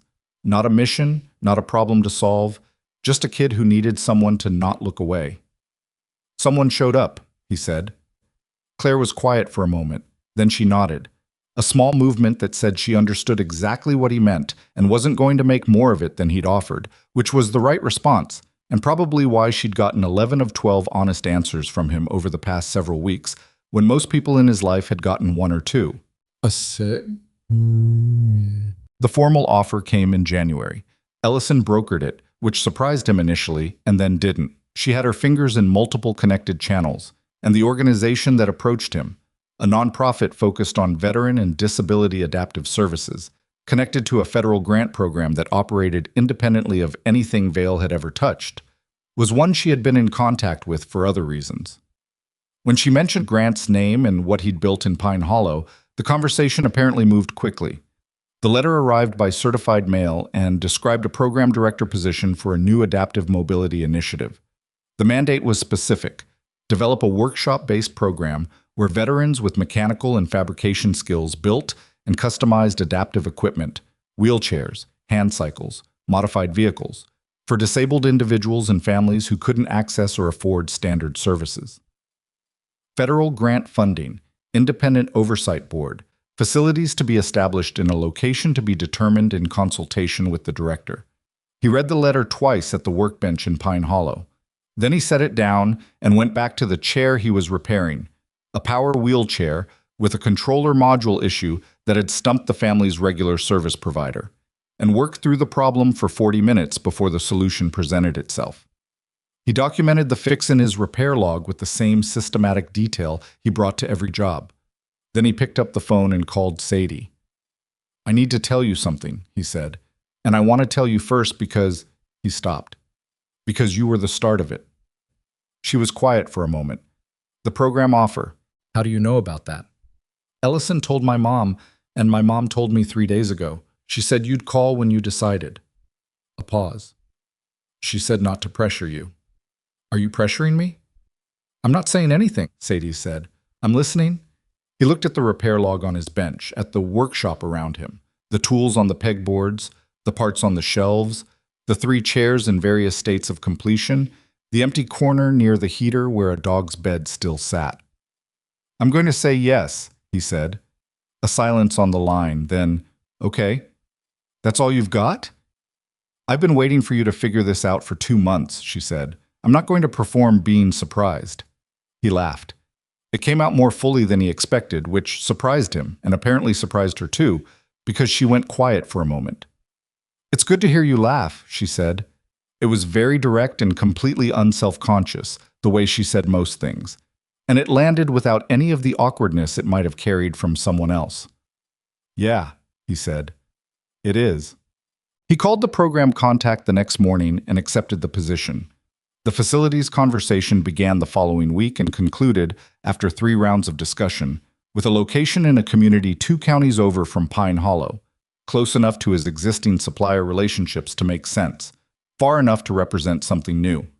The build-out took 4 months. He was involved in every detail of it: the workshop layout, the tool specifications, the lift capacity of the work surfaces, the width of the doorways, and the turning radius of the workspaces. All of it designed around the fact that some of the people building the equipment would themselves use wheelchairs or other mobility aids. He was not an architect. He made mistakes. He revised. He argued with the contractor about load-bearing specifications and was wrong once and right twice, and learned from all 3 instances. He hired 4 veterans in the first month. 2 had fabrication backgrounds from military service. 1 had been a vehicle mechanic. The 4th was a former medic who had no formal mechanical training, but had the hands and the patience and the willingness to learn that made training possible. They were collectively not a smooth team. They disagreed about methods, got impatient with each other's timelines, had different thresholds for what constituted acceptable work. Grant mediated some of those disagreements and let others resolve themselves, which was its own kind of management skill he had not fully developed until now. Claire joined as financial director 6 months after the opening. She had taken another position in the interim, a standard accounting role at a regional firm, exactly the kind of work she'd said made her feel like it meant nothing. And when the program's funding structure needed someone to build its financial oversight systems from scratch, Ellison made a call and Claire agreed in the same conversation. She was precise and difficult and insisted on documentation standards that the rest of the staff found excessive until the first grant audit came through clean in 45 minutes, and nobody complained after that. Sadie started volunteering on Saturday mornings after her second month in the new school district had produced enough stability to add something. She answered phones, filed equipment requests, talked to families who came in for assessments. She was particularly good at the last one, not because she was performing relatability, but because she had 13 years of experience navigating the specific exhaustion of being a person with a mobility aid in a world that frequently wasn't built with that in mind, and she communicated that understanding without making it the center of the conversation. Grant watched her with a family one Saturday, a 7-year-old boy newly using a manual wheelchair, visibly uncomfortable with the attention the chair drew, his mother trying to be supportive in ways that were landing slightly wrong. Sadie rolled up and said nothing about the chair at all. She asked him what he was into. He said video games. She said she'd been playing a particular racing game obsessively, and it was genuinely better than people said, and did he want to see the track time she'd gotten? He said yes. They talked about the game for 4 minutes, and somewhere in the middle of that conversation, the boy's posture changed, settled, opened, became the posture of a kid rather than a kid being evaluated. His mother looked at Grant. Grant looked at Sadie. He had no comment to offer that would improve on what he'd just watched. Warren Vale was convicted 14 months after his indictment on 11 of 17 counts. The sentencing hearing produced 18 years with the possibility of parole after 12.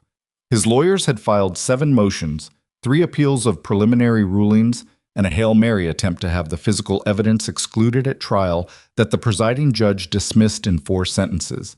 Raymond Cook received 6 years under his cooperation agreement, with 3 suspended pending the completion of his testimony obligations.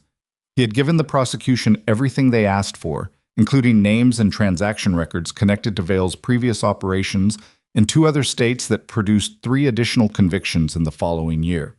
The 2 former employees whose complaints had been buried received formal written acknowledgments from the State Attorney General's office, under new leadership, that their complaints had been improperly handled and that the findings therein had been validated by the subsequent investigation. It was the kind of acknowledgment that arrived years too late and couldn't give back what had been taken. Claire had pushed for it anyway, through Ellison, through Drade, through every channel that would return her calls, because she believed, and was correct, that it was still worth doing even if the timing was wrong. Neither former employee came to the program's first anniversary event, but one of them sent a card. Claire put it on the wall in her office, next to the framed copy of the grant award that had funded the first year of operations. Grant didn't have an office. He had a corner of the main workshop where his desk sat between the parts shelving and the window that looked out over the back parking area. He could see who was coming and going from there, which was partly tactical habit and partly that he just liked to see what was happening. On the afternoon of the first anniversary, after the staff had gone home and the last family had collected their daughter's newly customized hand cycle, a 12-year-old who had tested the turning radius approximately 9 times before declaring it acceptable, he sat at the desk in the empty workshop and looked at what was in it. 12 chairs in various states of completion, a hand cycle frame waiting for paint, tool inventory current and accurate, repair log maintained to a standard that would have satisfied anyone who knew what they were reading, a team of 4 who argued with each other and produced good work and were, on balance, becoming better at both. He looked at none of that for very long because it was all visible and he had already looked at it. He looked at the corner near the main bench. Ranger was there. 13 and a half now, slower getting up than he'd been 18 months ago, the gray spreading further from the muzzle toward the eyes. He still walked beside Sadie's chair when she was in the building. He still positioned himself in doorways when unfamiliar people arrived. He still performed his inspection circuit, Grant, then Sadie, then the perimeter, then the heater, with the systematic reliability of an animal who understood that this was the job, and the job was worth doing. Grant looked at the dog for a moment. Ranger looked back at him. "Okay," Grant said. The dog put his head down on his paws. The light through the workshop window was the same low gold afternoon light that came through the Pine Hollow workshop at this time of year, the slant that made everything look worth something. He had not expected to find it here. He had not expected a lot of things that had turned out to be true. He heard the door at the back of the building. Sadie came in with her jacket half on, the backpack on her lap. A different one now, newer, but carried with the same absolute automatic possession as the first one. She stopped beside his desk and looked at the workshop the way he'd been looking at it. "My mom's finishing up," she said. 10 minutes. "Okay." She looked at the 12 chairs, the hand cycle frame, the tools on the pegboards in their places. "Do you remember the chair you were fixing when I showed up?" she said. "Titanium frame, cracked axle housing." "Did you finish it?" "That night, after you left with Ellison's people." "Who was it for?" "A woman in Alamance County. Bilateral amputation below the knee. Used the chair for daily mobility and trail access." He paused. "She sent a note after. Said it was the best condition it had been in since she bought it." Sadie looked at him. "You never told me that." "You never asked." She made a sound that was part laugh, part exhale, the specific sound of someone who finds something both frustrating and entirely fair. She moved her chair beside his desk, and they sat there in the late light together, looking at the workshop in the particular comfortable silence of two people who have been through something and come out the other side and don't need to name it to feel it. "I used to think the chair was the hard part," Sadie said after a while. "Getting around, needing things adapted, people looking." She turned her push rim slowly without moving. "It's not. The hard part is people deciding what you are before they talk to you." "I know. You don't do that." He looked at her. "You didn't do it the first night, and you haven't done it since," she said. It was straightforward, uncomplicated, the same quality as everything she said. "I don't know if you know how rare that is." He looked at the workshop. He thought about the 10-year-old girl in the rain, about the 2 seconds before he'd made any decision, before he'd known anything. The 2 seconds when Ranger had walked forward and he had just stood there and watched. He had not made a calculation in those 2 seconds about capability or limitation. He had simply seen someone who was cold and tired and had traveled a long way to reach a door. "I know," he said. She nodded once, with the gravity she brought to things that mattered. Ranger got up from the corner, stretched in the elongated way of old dogs who have been down for a while, walked to Sadie's chair, and put his head on her knee. She put her hand on him without looking. 10 minutes, she said again. "I heard you the first time," he said. She rolled toward the door, Ranger beside her, and the afternoon light came through the window at its low angle and made the workshop look, briefly, exactly like something worth keeping. Some people spend a long time looking for the thing that gives their life weight. The work, the purpose, the place where who they are matches what they do. Most of them are looking in the wrong direction. It doesn't always arrive as a clear call or a defined mission. Sometimes it arrives wet and cold at midnight, pushing itself through the dark on wheels, holding a backpack like it's the only solid thing left in the world. The question is never whether you have something left to give. The question is whether you're willing to open the door.